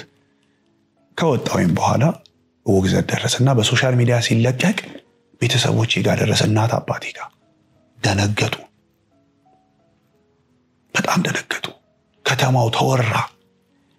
አብርሃም እንዲሆነ ተባረረ፣ ተወገዘ። ከባድ ኬዝ ነው። በይዘው እንዲ እኔ ቀለል አድርጌ አስበዋለሁ። አሁን ግን ያኔ ከባድ ነበር። የሚያውቋችሁ ሰዎች፣ የሚወዷችሁ እናቶች፣ አባቶች እደግልኝ ብለው ያሳደጉን የመረቁን ሰዎች ጠላት ሆነው ተነሱ ማለት ነው። በእኔ ላይ ብቻ ሳይሆን በእናትና በአባቴ በቤተሰቤ ላይ ከፍተኛ ተቃውሞ ገጠማቸውና እናት አባቴ ደነገጡ፣ ደወሉልኝ። ይህን ነገር አይተናል፣ ሰምተናል። ከተማው ሁሉ እየተወራ ምንድነው? ቤተክርስቲያንን ካድክ ማለት ነው፣ ወጣ ተባረር ካል። እኔ አስቀድሜ ነግሬያችኋለሁ። ኢየሱስ እንዲህ ይላል፣ ከኔ በላይ እናትና አባቴን የሚፈልግ ለኔ ሊሆን አይገባም ብሏል። ደግሞ ነግራቸው ነበር አስቀድሞ። እኔ አንድ ቀን ይሄ ነገር ሊገጥመኝ ስለሚችል ተዘጋጁበት እላቸው ነበር። እና ከድንጋጤ ጋር ሆነው ከአሁን በኋላ ልጃችን አይደለህም፣ አልወለድንህም፣ ምንም አይነት ህብረት የለንም ብለው ዘጉት። እኔም እሺ ያልኳቸው። ከኢየሱስ አይበልጡም፣ ማንም ከኢየሱስ አይበልጥም። አይገርምም? ኢየሱስ አባትም ይሆናል፣ እናትም ይሆናል፣ ወንድም ይሆናል፣ ጓደኛ ይሆናል፣ ዘመድ አዝማድ ይሆናል፣ አብሮ አደግ ይሆናል። ሁሉን የሚሸፍን ነው ኢየሱስ። እና ምንም አልመሰለኝም። የሚገርመው እዚህ ጋር እናትና አባቴ የሚያውቃሉ። ይሄንን ስናገር ያው ቅር እንደማይላቸው አስባለሁ። እኔን ካናገሩ በማግስቱ በእነሱ ህይወት ላይ አዲስ ነገር ተፈጠረ። በፊታቸው፣ በእጃቸው፣ በሰውነታቸው ሁሉ ላይ ቁስል እንደ የሆነ ቆዳን የሚወር ነገር ወረራቸው። ከዛ በኋላ ምንድነው አሉ። ሐኪም ቤት ሄዱ። ፈውስ የለውም፣ መድኃኒት የለውም። ያው እየሰፋ መጣ። በፊታቸው፣ በእጃቸው ሁለቱም ላይ በተመሳሳይ። እኔ አልሰማሁኝም። እና ታላቅ እህቴ አይተው ከሱ ጋራ ባትጋጩ ይሻላል፣ ጥሩ አይደለም። እሱ ጌታ ኢየሱስ ክርስቶስን ነው የተከተለው። መዳን በኢየሱስ ነው ያለው። ሰዎች ስለተቃወሙት እናንተ አትቃወሙት ብላ አረጋጋቻቸውና ደወሉ። እናቴ ደወለችና በቃ የሰባኪ ነገር ከቆረጠ ነው ማለት ነው ብላ አሳስቃኝ። ለምንድን ነው የጠፋኸው አለች። እና ትተናሃል፣ ከአሁን በኋላ እንዲህ አይነት ነገሮችን አንናገርህም፣ አንተ ባመንክበት በተማርከው ባወቅከው መንገድ ቀጥል አለች። ጌታ ስሙ ይባረክ። ይሄን ከተናገሩ ቅጽበት ያ ቁስል ኢሚዲየትሊ ጠፋ። ይሄንን ቤተሰባችን ያውቃል። ጠፋ ያለ ጠባሳ ማለት ነው። እኔ ይገርመኛል ጌታ የነሱን ልብ ሊጠብቅ ሲል እነሱ ከዛ በኋላ በህይወት ዘመኔ ለአገልግሎቴ ቀኝ እጆቼ ናቸው። እስከ ዛሬዋ ቀን ድረስ የእናትና የአባቴን የእህቴ ወንድሞቼን ድጋፍ ሳላጣ ነው ዛሬ ያለሁት በአገልግሎቴ። እግዚአብሔር ስለ እነርሱ የተባረከ እንዲሆን ሁልጊዜ ጸሎቴ፣ ሁልጊዜ ይመስገን እላለሁ። ያንን ልብ ግን እግዚአብሔር የፈጠረበት መንገድ ያስደንቀኛል። እንዴት ማለት ያንን ነገር ሲያዩ በቆዳቸው ላይ ማያውቁት ነገር ተፈጠረ። ኢሚዲየትሊ ደግሞ ልባቸው ሲረጋጋና ሲያርፍ ጌታ ደግሞ ምህረትና ፈውስን ያደርጋል። ይሄ ትልቅ እምነት ፈጥሮላቸዋል ብዬ አስባለሁ። ግን ተወልጄ ያደኩበት ቦታ አገር በጣም ከፍተኛ ተቃውሞ ነው የገጠመኝ። እነሱም ረፍት አላገኙ። በጣም ትልቅ ተቃውሞ ገጥሟቸዋል። በእድሩ በለቅሶ ቦታ በምን ያው ኢሹ ነበርኩኝ በዛ ከተማ ሁሉ ጊዜ ይነሳል ማለት ነው እና ለነሱ ከባድ ነው ተቃውሞ እኔም ደግሞ እንደዚሁ ዘመድ ጥየቃ ሲሄድ ከቤት መውጣት አልችልም አምሽቼ መግባት አልችልም ወደኛ ሰፈር መግቢያ ላይ የተደበቁ ጨለም ያሉ ቦታዎች አሉና በዚያ ቦታ ላይ ጠብቀው እንኳን እንገላለን ብለው ዛቻዎች ነበሩ በቃ ከፍተኛ ለቤተሰቤም ስጋት ነበርና እዛ ከፍተኛ ተቃውሞችን አጋጥሞኛል ግን ጌታ ሁሉን አሳልፏል በእኔም ላይ ስነ ልቦናዊ ጫናም ነበር እውነት ለመናገር ከሄድኩኝ መውጣት የለብኝም ብዬ ራሴን ማሳምንበት ጊዜ ነበር ግን ጌታ ይሄን ሁሉ ሽሮ በዚያ ከተማ ትልቅ ስራ የእግዚአብሔር ወንጌል ስራ የተሰራ እንደሆነ በዚህ ሰዓት እኔ ምስክር ሆናችኋለሁ ማለት ነው በዚህ አገልግሎት ውስጥ አዶላ ላይ ወይዛ ተመላልሼ ማገለግለው ነበርና በህቡ ያሁን አጥቢያ ሆኖ ትልቅ ብዙ ህዝብ ሜምበር ያለው አጥቢያ ትልቅ ቤተክርስቲያን ሆኗል እና በዚህ አገልግሎት ውስጥ ተቃውሞም ቢኖር ፍርሃትም አንዳንድ ጊዜ ቢኖር ያጠቁኛል ይመቱኝ ይሆን ዛቻቸውን ይፈጽሙ ይሆን የሚል ፍርሃት ቢኖርም ግን እግዚአብሔር በክብረ መንግስት ትልቅ ድል እንደሰጠኝ አምናለሁ እየተመላለስኩኝ እዚያ ከቅዱስ ሚካኤል ቤተክርስቲያን በሚሄድባቸው ጊዜያቶች ሁሉ ቴዎሎጂ እየተማርኩ በነበረበትም ጊዜ የምስራቹን ወንጌል የምነግራቸው ሰዎች የማወራቸው እውነቱ ይሄ ነው ብዬ የምነግራቸው ሰዎች በጥቂት እያደጉ እየበዙ አንድ ጊዜ የሆነ ማህበር የአርሴማ ማህበር ነው በወንጌል ተጠለቀለቀ እና የጽዋ ማህበር ነው ያ ማህበር እኔም እንኳን በማላቀው ሁኔታ ሁሉም ሰዎች ወንጌል ደረሳቸው ጥቂት ብርሃን ሲገለጥ ባይዘው እግዚአብሔር አምላክ ወደ ሰፊው ብርሃን ነው የሚጨምረው እኔ በዚያ ከተማ ሲሄድ የማረጋው ነገር የነበረው ምንድነው ጓደኞቼን አብረውኝ ያሉ ሰዎችን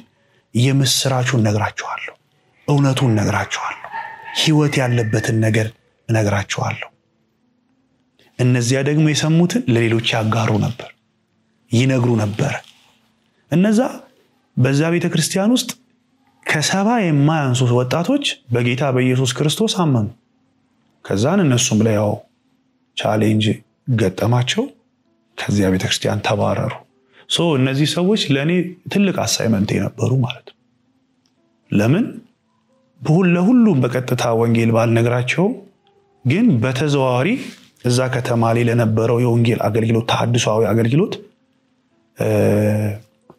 ትልቅ ድርሻ አለኝ ብዬ አምናለሁ ሐላፊነት ይሰማኝ ነበር ማንንም አልሰጠኝም ሐላፊነቱን ራሴው ልቤ ላይ ግን ሐላፊነት ሸክም ነበር ስለዚህ በተለያየ ጊዜ እየሄድኩኝ አብሬያቸው በመሆን አብሬ በመጸለይ በማገልገል ቃሉን በማካፈል እንዲበረቱ በማድረግ በተከራዩበት ቤት ሁሉ ጊዜ እየሄድኩኝ በተደጋጋሚ አገለግላቸው ነበርና ያ አጥቢያ አሁን አድጎ በከተማው ላይ የክርስቶስ ኢየሱስን ወንጌል የእግዚአብሔር መንግስትን ሐሳብ ከሚያስፈጽሙ ታላላቅ አጥቢያዎች መካከል አንዱ ሆኗል እና ብዙ ሰዎች አሁን ይድናሉ ብዙ ሰዎች ይጽናናሉ ከተማው ላይ ታዋቂ ሆኗል ህፃናት የጀመሩት የ18 የ17 ዓመት የ15 ዓመት ልጆች ተባረው ከወላጆቻቸው ተባረው ከቤተክርስቲያን ተባረው ከጓደኞቻቸው ዘንድ ተቃውሞ ገጥሟቸው ግን በትግል የጸኑ ወጣት ወንድሞች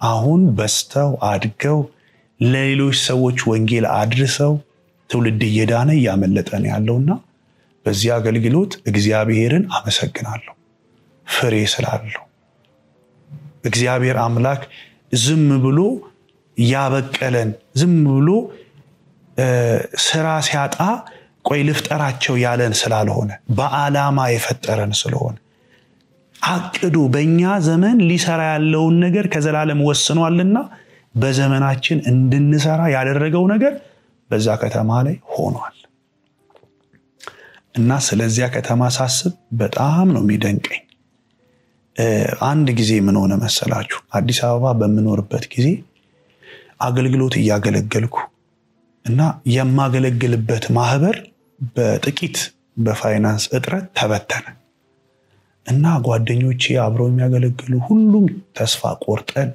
ተበታተነ እና በጣም በትካዜ ውስጥ ሆንኩ። ጌታ ሆይ ለዚህ ነው ወይ ጠራኝ? ለዚህ ነው ወይ ብዬ አስባለሁ። ለምን እኔ ከኦርቶዶክስ ቤተክርስቲያን ስለወጣው አይደለም አሁን ወንጌል ማገለግለው።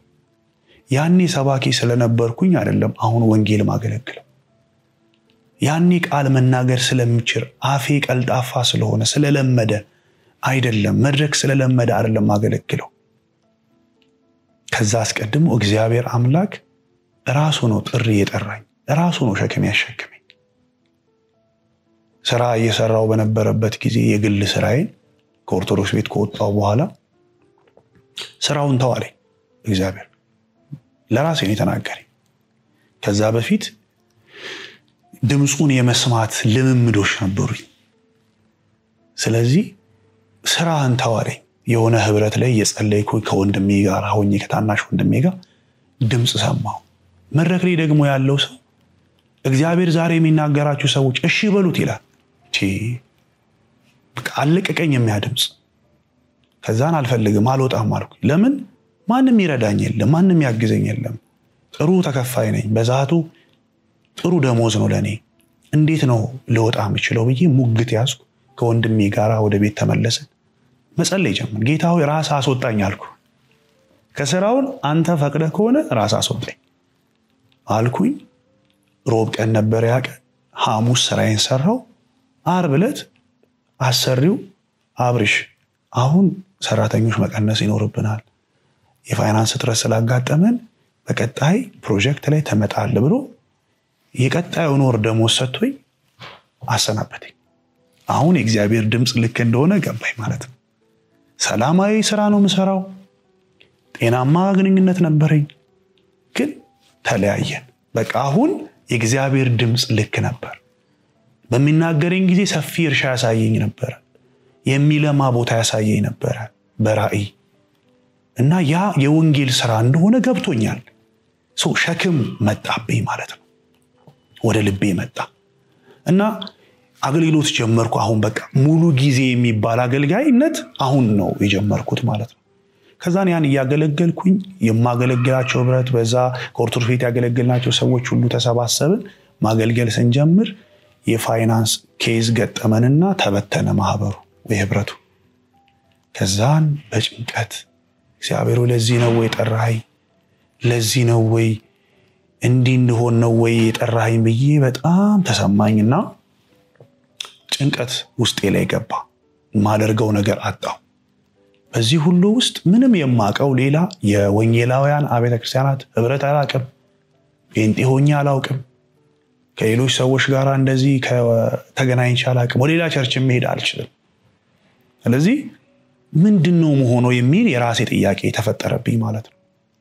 በቃ አስቡት ከ18 ዓመቴ ጀምሮ እየኖርኩ 2010 ላይ ኦልሞስት የእድሜ ወደ 25-26 ዓመት ሆኖኛል። በዛ ጊዜ ከባድ ውስጤ ፍርሃት አደረና ተጨነኩ ማለት ነው። ፍርሃት ከበበኝ። ደስ አይለኝ ጀመረ። በቃ ሁሉ ነገር ያስጠላኝ ጀመረ። ምንድነው የተፈጠረው? ብጸልይ ጸሎት ራሱ አጠረብኝ። ብዘምር መዝሙር ሁሉ በቃ ቆረፈደብኝ ልበላችሁ። በቃ ሁሉ ነገር አስጠላኝ። ከዛ እህቴ ደወለችልኝ። ለበዓል ለምን አትመጣም አለችኝ። ገና ከፊታችን ነበርና አልመጣም አልኳት ወደ ትውልድ ቦታዬ። ከዛን በመጨረሻ ቀን ታግዬ ወሰንኩኝና ትኬት ቆርጬ ሄድኩ። በዓሉን አሳለፍኩ። በጣም መንፈሴ በቃ ዝሎ ስለነበረ ማገለግላቸውንም ልጆች እዛ ከተማ ያሉ ህብረቱን ሄጄ ልጎበኝ እንኳን አልቻልኩም ነበር። ከጥቂት ቀን በኋላ ሄድኩ። እዛ ደግሞ ምን እየተፈጠረ ነው? በተለያየ ትምህርት ተከፋፍለው ብዙ ህፃናት ወጣቶች ናቸው።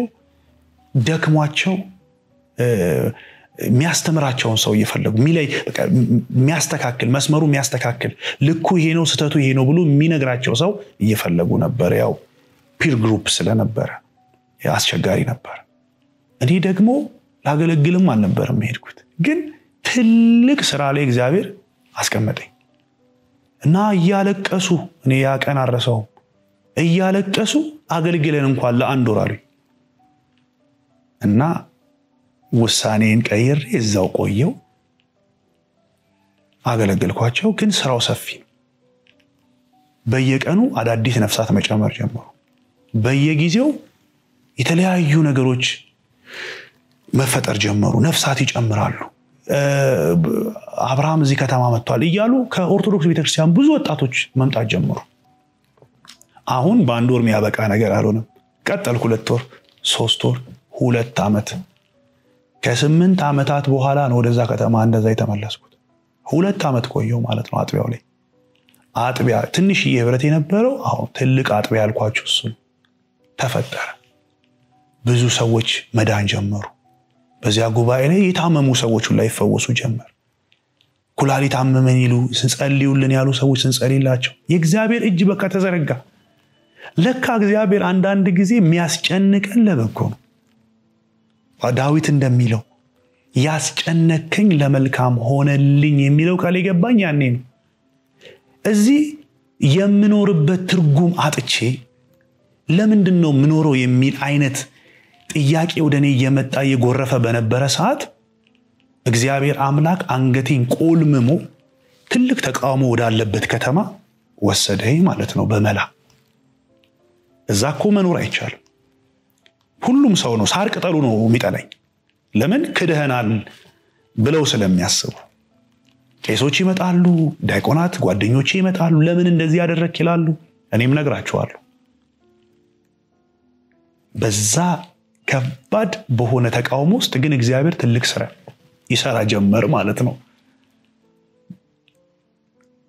እና ያ በጣም ፍሬያማ ጊዜ ሆነልኝ በግድ እንደወሰደኝ ግን አስባለሁ በግድ እግዚአብሔር በግድ ነው መልሶ ከዛ ከተማ ይወሰደኝ ሲሄድ ራሱ ብዙ ሰዎች ለምን መጣ ያሉኝ ሰዎች አሉ ቤተሰቤም እናቴም ግራ ገብቷቸው ነበር በዚያ ጊዜ ደሞዝ የለው መባን ሰበስብ አስራት የሚሰጥ የለም ለ2 ዓመት በጣም በከባድ ሁኔታ እናትና አባቴ ላይ ሸክም ሆኜ ማለት የሚያከራዩትን ቤት አስለቀቀው ገባው ምንም ማረዳቸውም በዛ ሰዓት ምንም አላረክም ግን ወንጌል ሰራሉ ቀን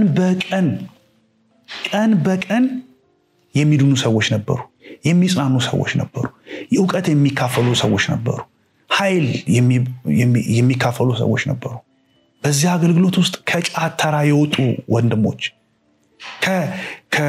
ከመጠጥ ግሮሰሪ የወጡ ራሳቸውን ለማጥፋት የወሰኑ ሰዎች ኢየሱስ ክርስቶስ ጌታ እንደሆነ ከገባቸው በኋላ ህይወታቸው ኮምፕሊትሊ ተቀየረ አሁን ያገለገሉ ያሉ ሰዎች አሉ እና ይሄ ትልቅ አገልግሎት በእግዚአብሔር ጸጋ አማካኝነት ተፈጽሟል ማለት ነው እግዚአብሔርን ስለዚህ እጅግ አድርጌ አመሰግናለሁ ብዙ ጊዜ ከኦርቶዶክስ ክርስቲያን ሰዎች ወንጌልን በማገልገል በመገፋትም ይሁን እንደዚሁ በፈቃደኝነት በቃ በነፃነት ማገልገል ፈልጋለሁ ብሎ ሲወጡ የብዙ ሰዎች ታፔላ ምንድነው ገንዘብ ያገኛሉ በሚል ነው ገንዘብ ተከፍሏቸው ነው ይባላልና እኔ ግን ጌታ ኢየሱስ ክርስቶስ እንደገና ለአገልግሎት ከጠራኝ በኋላ በጣም ብዙ የፋይናንስ እጥረት የረሃብ የእርዛት አንዳንዴ የልብስ ምትለብሰው ራሱ ምታጣው ሁኔታ አጋጣሚዎች ይኖራሉና አንድ ማረሳው ነገር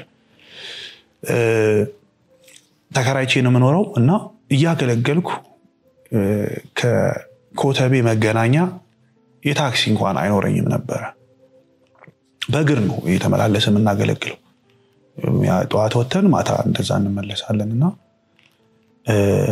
የምናገኘው አጋጣሚ የሚገኙ ነገሮች ካሉ እንኳን ለቤት ኪራይ ነው የሚውሉት እና በአንድ ወቅት ቤቴ ውስጥ የምበላው ነገር አጣው ማለት ነው ይሄ ለእግዚአብሔር ክብር ስል ነው የምናገረው እግዚአብሔር ምን ያህል ታማኝ እንደሆነ ምን ያህል የሚያስጨክን አምላክ እንደሆነ እግዚአብሔር መመገብ አቅቶት አይደለም እግዚአብሔር ማልበስ አቅቶት አይደለም ግን ገና መሰራበት ዘመን ስለሆነ ገና ብዙ ለሱ ትልቅ ዋጋ የምከፍልበት ጊዜ ከፊቴ እንዳለ ስለሚያውቅ እግዚአብሔር የትኛውንም ምንጮች ዘጋ ማለት ነው እና ለአራት ቀናቶች ምግብ ሳልበላ ቤቴ አጋጣሚ ስኳር ነበር እሱ እየበጠበጥኩኝ አገለግላለሁ እና አንድ የረሳሁት ከነ ፋሚሊ እስቲ ለማስታወሻ ትሆናለች ብዬ $1 ኪሴ ነበር ለዋሌቴ ውስጥ ያንን ሳይ ዋሌቴን ሰከፍት አገኘዋት እና በዛ ጊዜ 27 ብር ከ50 ሳንቲም ነበርና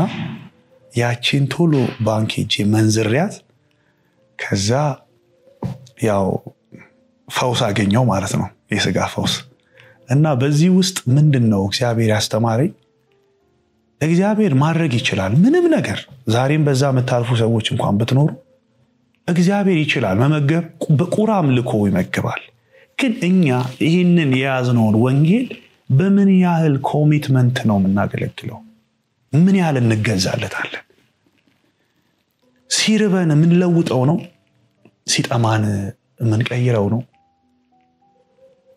በምንም አልተካው በምንም አልለውጠው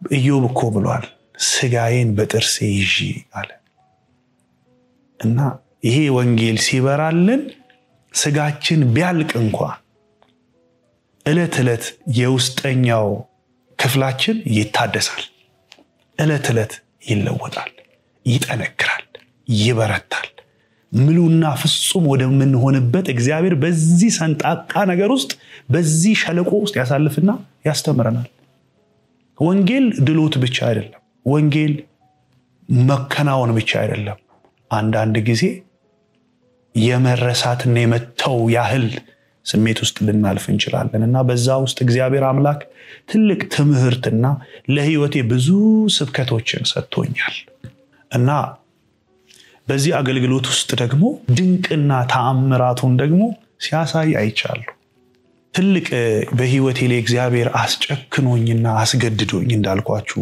ወደ አዶላ ወደ ክብረ መንግስት ከወሰደኝ በኋላ በጣም ብዙ ሰዎች ወደ መዳን መጥተዋል እና በከተማው ላይ በጣም ከምናገለግልበት አጥቢያ ውጪ ወይም የምንሰባሰብበት መሰባሰቢያ አዳራሽ ውጪ በከተማው ሴንተር የሆነ ሆቴል ፈቀዱልንና ሐሙስ ለማንኛውም ሰው ክፍት የሆነ አገልግሎት ሁሉ ማገልገል ጀመርን እና ሐሙስ የከተማው ሰው ሁሉ ወጣቶች እየመጡ እግዚአብሔርን ኃይል እግዚአብሔርን ጸጋ ይካፈሉ ነበር እና ያ ለብዙ ወጣቶች መዳን በኢየሱስ ክርስቶስ እንደሆነ ህይወት ኢየሱስ እንደሆነ እንዲገባቸው ሆኗል ከዛ ከጫት መደብ ላይ ተነሱ ከግሮሰሪ ጠርሙስ ሰብሮ የመጡ ብዙ ወጣቶች አሉ በዚህ እግዚአብሔርን እባርካለሁ እነዛ ሰዎች ዛሬ አገልጋይ ናቸው እነዛ ሰዎች ዛሬ ጌታ ኢየሱስ ክርስቶስን የሚወዱ የሚከተሉ ሰዎች ናቸው በከተማ ላይ ሌላ ስም የነበራቸው ክፉ አድራጊ ተደርገው የተቆጠሩ ሰዎች ጌታ ኢየሱስ ክርስቶስን ካወቁ ካገኙ በኋላ ደግሞ ህይወት ሆኖላቸው ለሰዎች ምስክር በጎ አድራጊ ሆነው ተገልጧል ለምን የወንጌል ፍሬ ያ ነው ወንጌል ይለውጣል ወንጌል የሞተውን ይቀሰቅሳል የእግዚአብሔር ፍቅር ድንቅ ነው ወገኖቼ እግዚአብሔር የተባረከ ይሁን እና በዚህ ውስጥ የእግዚአብሔርን ፍቅር አይበታለሁ አንድ መዝሙር አለ የእግዚአብሔርን ፍቅር የሚናገር እና ሁሉ ጊዜ ልቤን ሰዎችን ሲያድን ሳይ ሲለውጥ ሳይ እማዜመው የጌታ መዝሙር እንዲህ የሚል ነው አቤት ያንተ ፍቅር አቤት ያንተ ይቅርታ ጠማማውን ያቀናው የሞተውን ከሞተበት ቀሰቀስከው ጠማማውን ያቀናው የሞተውን ከሞተበት ቀሰቀስከው ፍቅር ነው አንተ ፍቅር ይቅር ባይ ወዳጅ ምትምር ስለኔ ከሰማይ ወርደ ስለኔ እንደ በግ ታርደ አቤት ፍቅር አቤት ፍቅር አቤት ፍቅር አቤት ፍቅር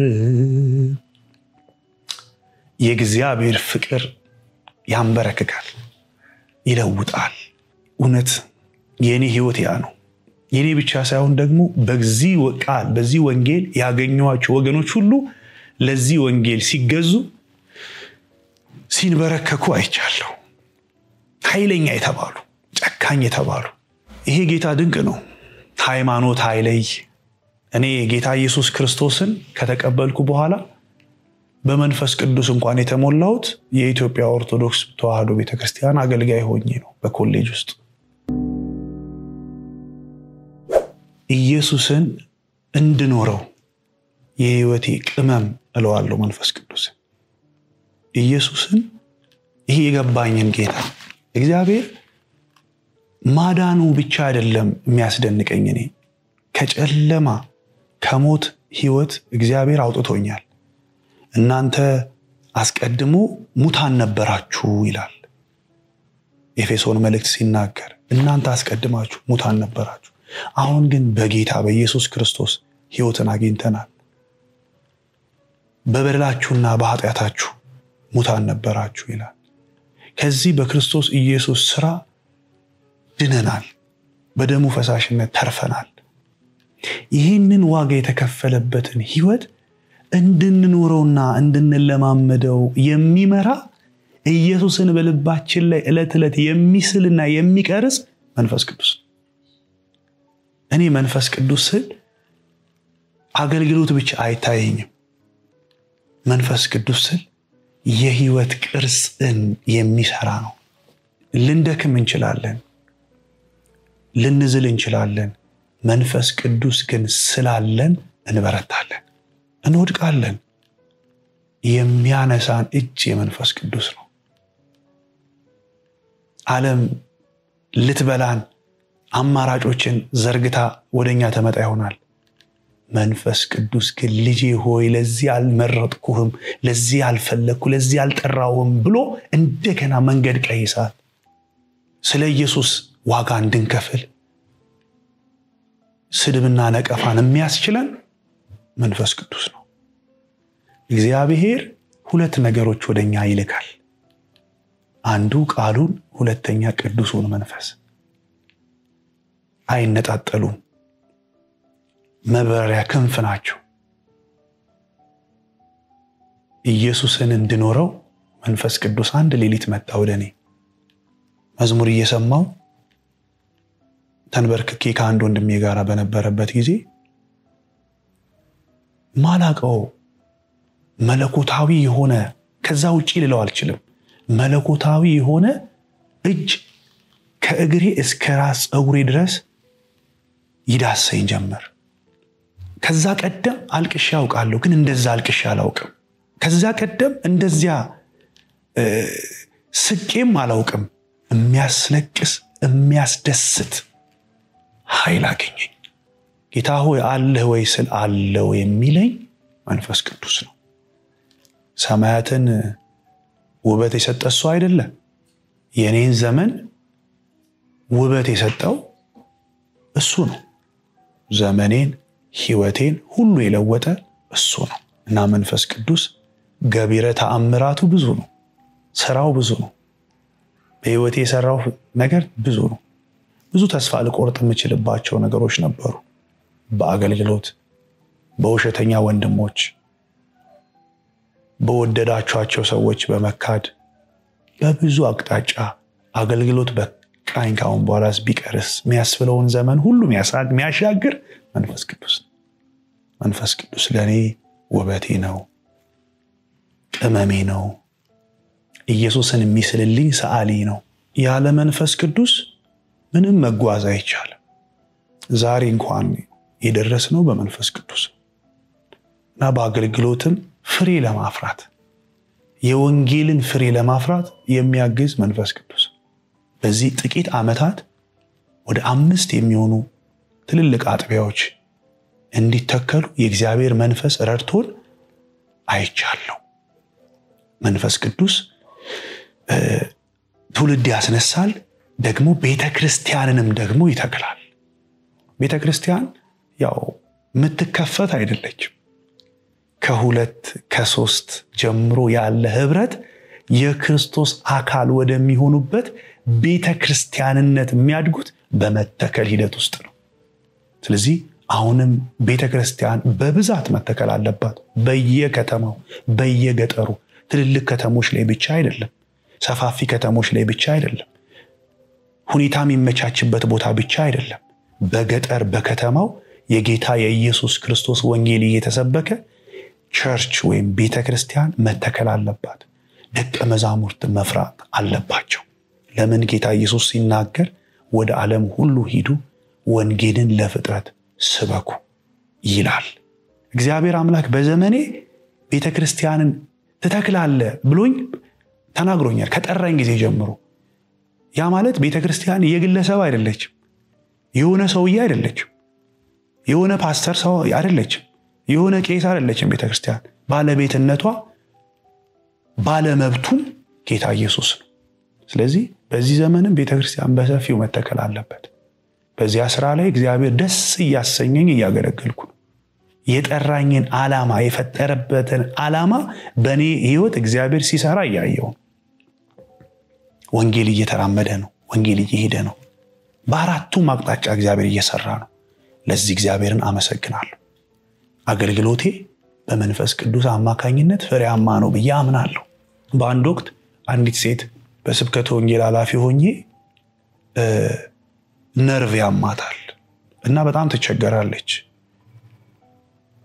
እና አንድ ቀን በጣም ያመኛል አለችኝ በጣም ያወራን እኔ አንድ ነገር ልስጥሽ አልኳት በዛው ኮንቴክስት የማርፍበት ቦታ ሄድኩኝና በቃ ጌታ ሆይ አንተ ታድናለህ ብዬ ትፈውሳለህ ብዬ በቤት ውስጥ ያገኙትን በኮዳ የነበረን ውሃ ጸልዬ እንኪስ ይሄንን ውሃ ጠጪ አልኳት ጸበል ነው ብዬ ሰጠዋት እና ነገር ግን በኢየሱስ ክርስቶስ ስም ብለሽ ጸልይ አልኳት እሺ ብላ የተቸገረ ሰው ሁሉ ያው መድኃኒት ይፈልጋል ያንን ውሃ ጠጣች ወዲያው ነው የተፈወሰችው ዳነች በጊዜ ሂደት ውስጥ ደግሞ ጌታ ኢየሱስ ክርስቶስን የግል አዳኙ አድርጋ ከሱ ጋር ህብረት ታደርጋለች ዛሬ እግዚአብሔርን ስለዚህ አመሰግናለሁ እግዚአብሔር ይሰራል በጣም ይሰራል የታመሙ ሰዎች ካጋንንት እስራት ውስጥ የወደቁ ባጋንንት እስራት የተያዙ በተለያየ የጥንቆላ ስራ ውስጥ የነበሩ ሰዎች የጌታ የኢየሱስ ክርስቶስን ስም ጠርተን ነፃ ወጥተዋል ይሄ ወንጌል ኃይል አለው መንፈስን ነፍስን ስጋን ያድናል ጌታ ጋር ግን መቆራኘት ከዚህ ጌታ ጋራ የልብ ግንኙነት ማድረግ የብዙ ሰው ችግር የግል መሆኑን አለመረዳቱ ነው እላለሁ እና ጌታ በዚህ ያገልግሎት ዘመኔ ሁሉ ሲሰራ ነው ያየሁት ሲፈጽም የተናገረውን ሲያደርግ ነው ያየሁት በአንድ ወቅት እናቴ እንኳን በጣም አመማትና ሆዷ ተነፋ እና ዛ ክብረ መንግስት ያገለገልኩ በነበረ ጊዜ አመማት ሆዷ ተነፍቶ ምንም በማታቀው መልኩ እና ጌታ ኢየሱስ ሆይ እነዚህ ሰዎች እኔን ከረጅም ጊዜ በኋላ አሁን ልረዳቸው ላግዛቸው ሰፖርት ላረጋቸው ሲገባ እኔን ስለ ወንጌልህ ብለው እየረዱ ያገዙ ያኖሩኝ ነው በዚህ ቤት ከጠራኸኝ በስምህ ኃይል እንድትፈወስ ጸልያለሁ ብዬ ጸለይኩላት ጌታ ታማኝ ነው እያየው ያበጠው ነገር ቀለጠ ለናቴም ለአባቴም ይሄ አስደናቂ ነበር አብጦ የነበረው ነገር እያየሁት ሲሰበሰብ አይቻል ዮሴፍ በግብጽ ምድር ሲኖር ለግብጻውያን በረከት ነበር እግሩ ከረገጠበት ጊዜ ጀምሮ እግዚአብሔር የጠራው ጥሪ በሱ ሲፈጸም መጽሐፍ ቅዱሳችን ይናገራል እና በእናቴ ቤትም ስኖር የወንጌልን ኃይልና ተአምር ነው መነግራችሁ እነዚህ ፈውሶች አሉ እንደገና ጌታ ሆይ እኔ እዚህ ቤት ካለው በምንም ጉዳይ እናትና አባቴ አይቸገሩ ብዬ ጸለይኩ። በቃ ያ አገልግሎት ነው ለነሱ። ጌታ እግዚአብሔር ዘመናቸውን ይባርክ። ዛሬ በብዙ አቅጣጫ ስላገዙኝ ማለት ነው። ሸክም በሆነባቸው እንኳን ፊታቸውን ሳጠቁሩ ለወንጌል ብለው ተቀብለውኛል። 2 ዓመት አረሰው። ግን ቤታቸው በበረከት ተሞልቷል። ምንም ነገር ሳይጎድልባቸው ኖረዋል ማለት ነው። ጌታ ይባረክ። በድካሜ ደክሞ አበረታኝ፣ በሱ ሞት ሕይወት አገኘው። ስሜ በሕይወት መዝገብ ተጻፈ። ሰይጣን እንዳይከሰኝ በደሙ ሸፈነኝ። ድካሜን እየጠቀሰ ደክሜ እንዳልጠፋ ደሙን በእኔ ላይ ረጨ። ኢየሱስ ለእኔ ሁሉ ነገሬ ነው። ኢየሱስ ውበቴ ነው፣ ስብከቴ ነው፣ ምስክርነቴ ነው፣ ኑሮዬ ነው፣ ላይፍ ስታይሌ ነው፣ ሰዎችን መቀርብበት የህይወት ካራክተሬ ነው። ትሁት ነው ኢየሱስ፣ የትህትና ልብሴ ነው። የዋህ ነው ኢየሱስ፣ በየዋህነት እንድገለጥ የሚመራኝ ነው። ቋንቋ ነው የሚጠፋው ኢየሱስ ሲባል ሰዎችን ሁሉ የወደደበት የእግዚአብሔር ፍቅር ነው ኢየሱስ። ለኢየሱስ ሁሉ ይከፈላል። ለምን? እሱ ያደረገው እኛ ከምናደርገው እኔ ካደረኩት ከማደርገው ሁሉ ስለሚልቅ ኢየሱስ ለኔ ንጉሴ ነው፣ መክበሪያዬ ነው። ኢየሱስን እወደዋለሁ። ስለ ኢየሱስ ክርስቶስ ሁሉ ጊዜ ሳልሰለች ብናገር አይደክመኝም፣ ድካም አይሰማኝም። ሰዎችም ይህንን የህይወት እንጀራ እንዲበሉት ፈልጋለሁ። እኔ እንደተደሰትኩ እንዲደሰቱ ፈልጋለሁ። እኔ እንደረካው እንዳረፍኩ ጥያቄዎቼ እንደተመለሱ ሰዎች እንዲመለስላቸው እንዲረኩ እንዲደሰቱ ፈልጋለሁ። ለምን? ጌታ ደስታ ነው። ከብር ከወርቅ በላይ ነው፣ ከእንቁ በላይ ነው። ዓለም ከምትሰጠን ሰላም ደስታ በላይ ነው። ጠብቆኛል፣ ረድቶኛል፣ አግዞኛል፣ ወንድም ሆኖኛል። ብዙ ምሽቶቼን አጽናንቶኛል። ብዙ ዋዕይ የሆኑ ቀትሮቼን አጣጣይ የሆኑ ቀናቶቼን አብርዶልኛል። ኢየሱስ ክርስቶስ ጌታ ነው። ይህንን ቃል ሰዎች ለመናገር ይፈራሉ። ዓለምም ሰይጣንም የማይፈልጉት ቃል ኢየሱስ ጌታ እንደሆነ በልብ ብታምን እንደተባለ ኢየሱስ ጌታ ነው። ኢየሱስ ዝማሬ ነው። ኢየሱስ መዝሙሬ ነው። አሜን እለዋለሁ። እሱ አሜን እለዋለሁ። አሜኔ ነው ኢየሱስ። ዶሜን መዝሙር ብዘምር ደስ ይለኛል። አሜን አሜን ነው ለዘላለም። አሜን አሜን ነው ለዘላለም። ሰማይ ገብተናል ተባርከናል። ጌታ ኢየሱስ በሮኖናል። ሰማይ ገብተናል ተባርከናል። መድኃኒታችን ደርሶልናል። ክብር ለስሙ ይሁን። ኢየሱስ የሰማይ ርስቴ ነው። በዚህ ሁሉ ጊዜ ውስጥ ጌታ ኢየሱስ ክርስቶስን በልቤ ላይ ከሾምኩበት ካነገስኩበት ከሱ ጋር ቃል ኪዳንን ገብቼ ከፈረምኩበት መጋቢት 1 2003 ከቀትሩ 6 ሰዓት ላይ ከዚያሽ ቀን ጀምሮ በዝቅታም በከፍታም በክብርም በውርደትም በድካምም በሁሉ ነገር ታማኝ ሆኖ የማይናወጥ አለት ሆኖ የረዳኝ ኢየሱስ ነው። የማይናወጥ አለት፣ ለተጠጉበት መሸሻ፣ ለተጠጉበት ድጋፍ አለኝታ የሆነ ኢየሱስ ነው። ኢየሱስን እናቀው ይመስለን ነበር። እኔ ፐርሰናሊ ማቀው ኢየሱስ ሲባል ሰብኬዋለሁ፣ ተናግሬዋለሁ፣ በማቴዎስ ወንጌል ላይ እንዲህ ይላል፣ በሉቃስ ወንጌል ላይ እንዲህ ይላል፣ በዮሐንስ ወንጌል ላይ እንዲህ ይላል ብለናል። ኢየሱስ ግን የግል ነው። መዳንም በሱ ብቻ ነው። ሰው ጥያቄው መዳን አይደለ? መዳንም ይቻለው የነፍስ የሥጋ መዳን በኢየሱስ ነው። እኔ ባደኩበት ማህበረሰብም ወይም ደግሞ ቤተክርስቲያን መዳን በብዙ ነገሮች አሉ ብለው ያስባሉ። እኔም እንደዛ ነበር ማስብ። በቃ እኔ ያቃተኝን ድንግል ማርያም ጣልቃ ትገባልኛለች፣ ድንግል ማርያም ታስታርቀኛለች። እኔ ሲጀምር አልችልም፣ እኔ አቅም የለኝም፣ የሷ ቃል ኪዳን አለኝ ብያምን ነበር። ይሄ ግን ሐሰት እንደሆነ ውሸት እንደሆነ መጽሐፍ ቅዱስ አስተማረኝ። ለምን? ሰው የሚድነው በእግዚአብሔር ጸጋ ነው። ጸጋው በእምነት አድኗችኋል ይላል። የእግዚአብሔር ጸጋ ለምንድን ነው ያስፈልገን ሲባል ሰው ለጠፋበት፣ ለሞተበት፣ ከእግዚአብሔር ለወጣበት ጉዳይ ለመመለስ የሚያስችል አቅም አልነበረው። ሰዎች ከወጡበት ገነት መልሰው ሊገቡበት የሚችሉት አንድ እግዚአብሔር በሚሰጠው ጸጋ ብቻ እንደሆነ መጽሐፍ ቅዱስ ያስተምራል።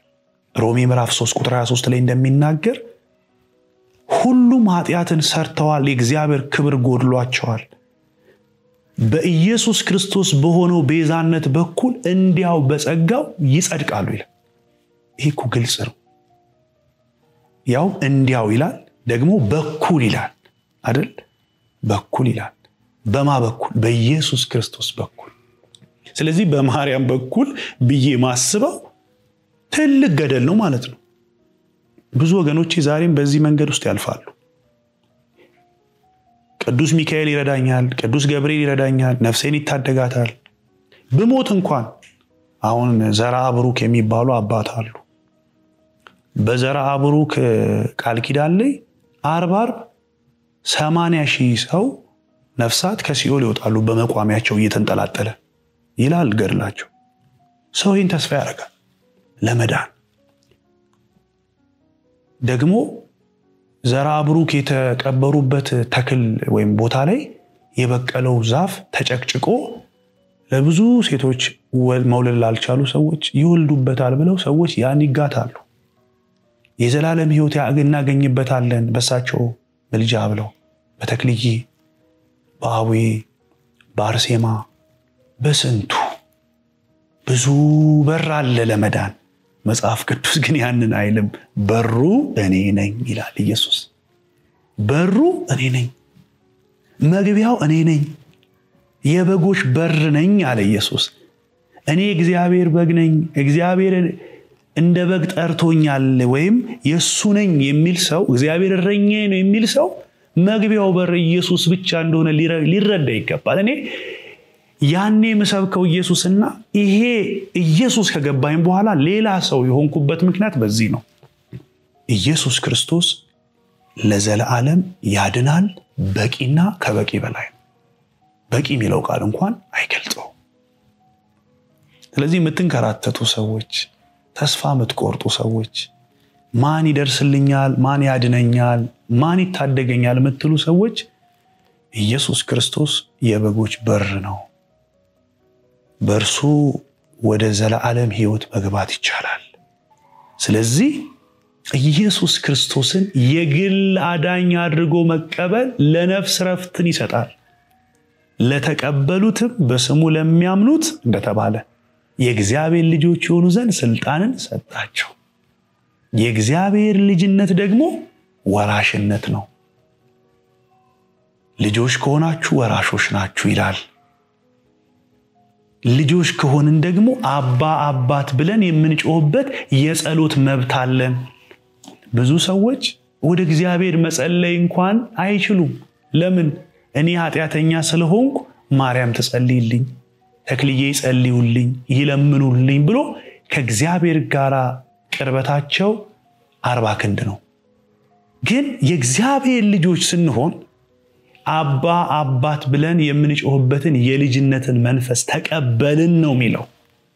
ስለዚህ አባት ልጁን፣ እንደሚወድ ልጅም አባቱን እንደሚቀርብ እንዲህ አይነት ግንኙነትን እግዚአብሔር በክርስቶስ ኢየሱስ ለሰዎች ሁሉ ፈጥሯል። የእግዚአብሔር ልጆች ስንሆን የእግዚአብሔርን መንግስት ምስጢር ማወቅ ተሰጥቶናል። እኔማ አላውቅም፣ እኔማ እንዴት ይሆንልኛል፣ እንዴት አውቀዋለሁ? ይሄማ የበቁ አባቶች፣ ይሄማ የመምህራን፣ ይሄማ የጳጳሳት፣ ይሄማ የቀሳውስት የካህናት ብቻ ነው፣ የመነኮሳት ብቻ ነው ብለው ራሳቸውን ከእግዚአብሔር መንግስት ዕውቀት ያርቃሉ።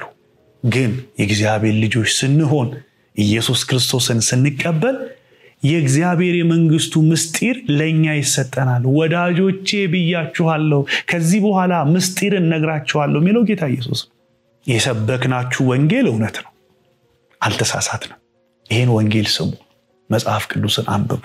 ይሄ የእግዚአብሔር ትልቅ ፕሮግራም ነው። ወደ እግዚአብሔር ፕሮግራም ግቡ እላችኋለሁ። ይሄን ወንጌል ሰምታችሁ በምንም አይነት አጋጣሚ ወደ ህይወታችሁ ጌታ ኢየሱስ ክርስቶስ መጥቶ ነገር ግን ተቃውሞን በመፍራት ከእድር ባረራለሁ፣ ከዕቁብ ባረራለሁ፣ ከማህበረሰቡ እገለላለሁ ብላችሁ ይሄን ወንጌል ይሄን የምስራች ላለመናገር መጽሐፍ ሲናገር ኢየሱስ ጌታ እንደሆነ በልብ ብታምን እግዚአብሔር አምላክም ከሙታን እንዳስነሳው በአፍ ብትመሰክር ትድናለህ ይላልና ይሄንን ነገር ለማድረግ ድፍረት ያጣችሁ ሰዎች እኔ አበረታታችኋለሁ። ጥሳችሁ ሁኔታዎችን ሁሉ ጥላችሁ ከእግዚአብሔር እውነት ጋር እንድትስማሙ። ብዙ ሰዎች ወንጌልን ሰምተው በዚያ እንዳሉ አውቃለሁ፣ በሃይማኖት ድንኳን ውስጥ እንዳሉ አምናለሁ። ያገለገልናችሁ የነገርናችሁ ሰዎች በአንድም በሌላ በተለያየ አጋጣሚ የኢየሱስ ክርስቶስን የምስራች የምትሰሙ ሰዎች ብቸኛ አዳኝ እንደሆነ የምታውቁ ሰዎች እንድትደፍሩ ወደዚህ ህይወት ከፍ እንድትሉ አበረታታችኋለሁ። ኢየሱስ ለዘላለም ጌታ ነው። ሰውን ሁሉ ይወዳል፣ ያፈቅራል፣ ይራራል፣ ያድናል። አሜን።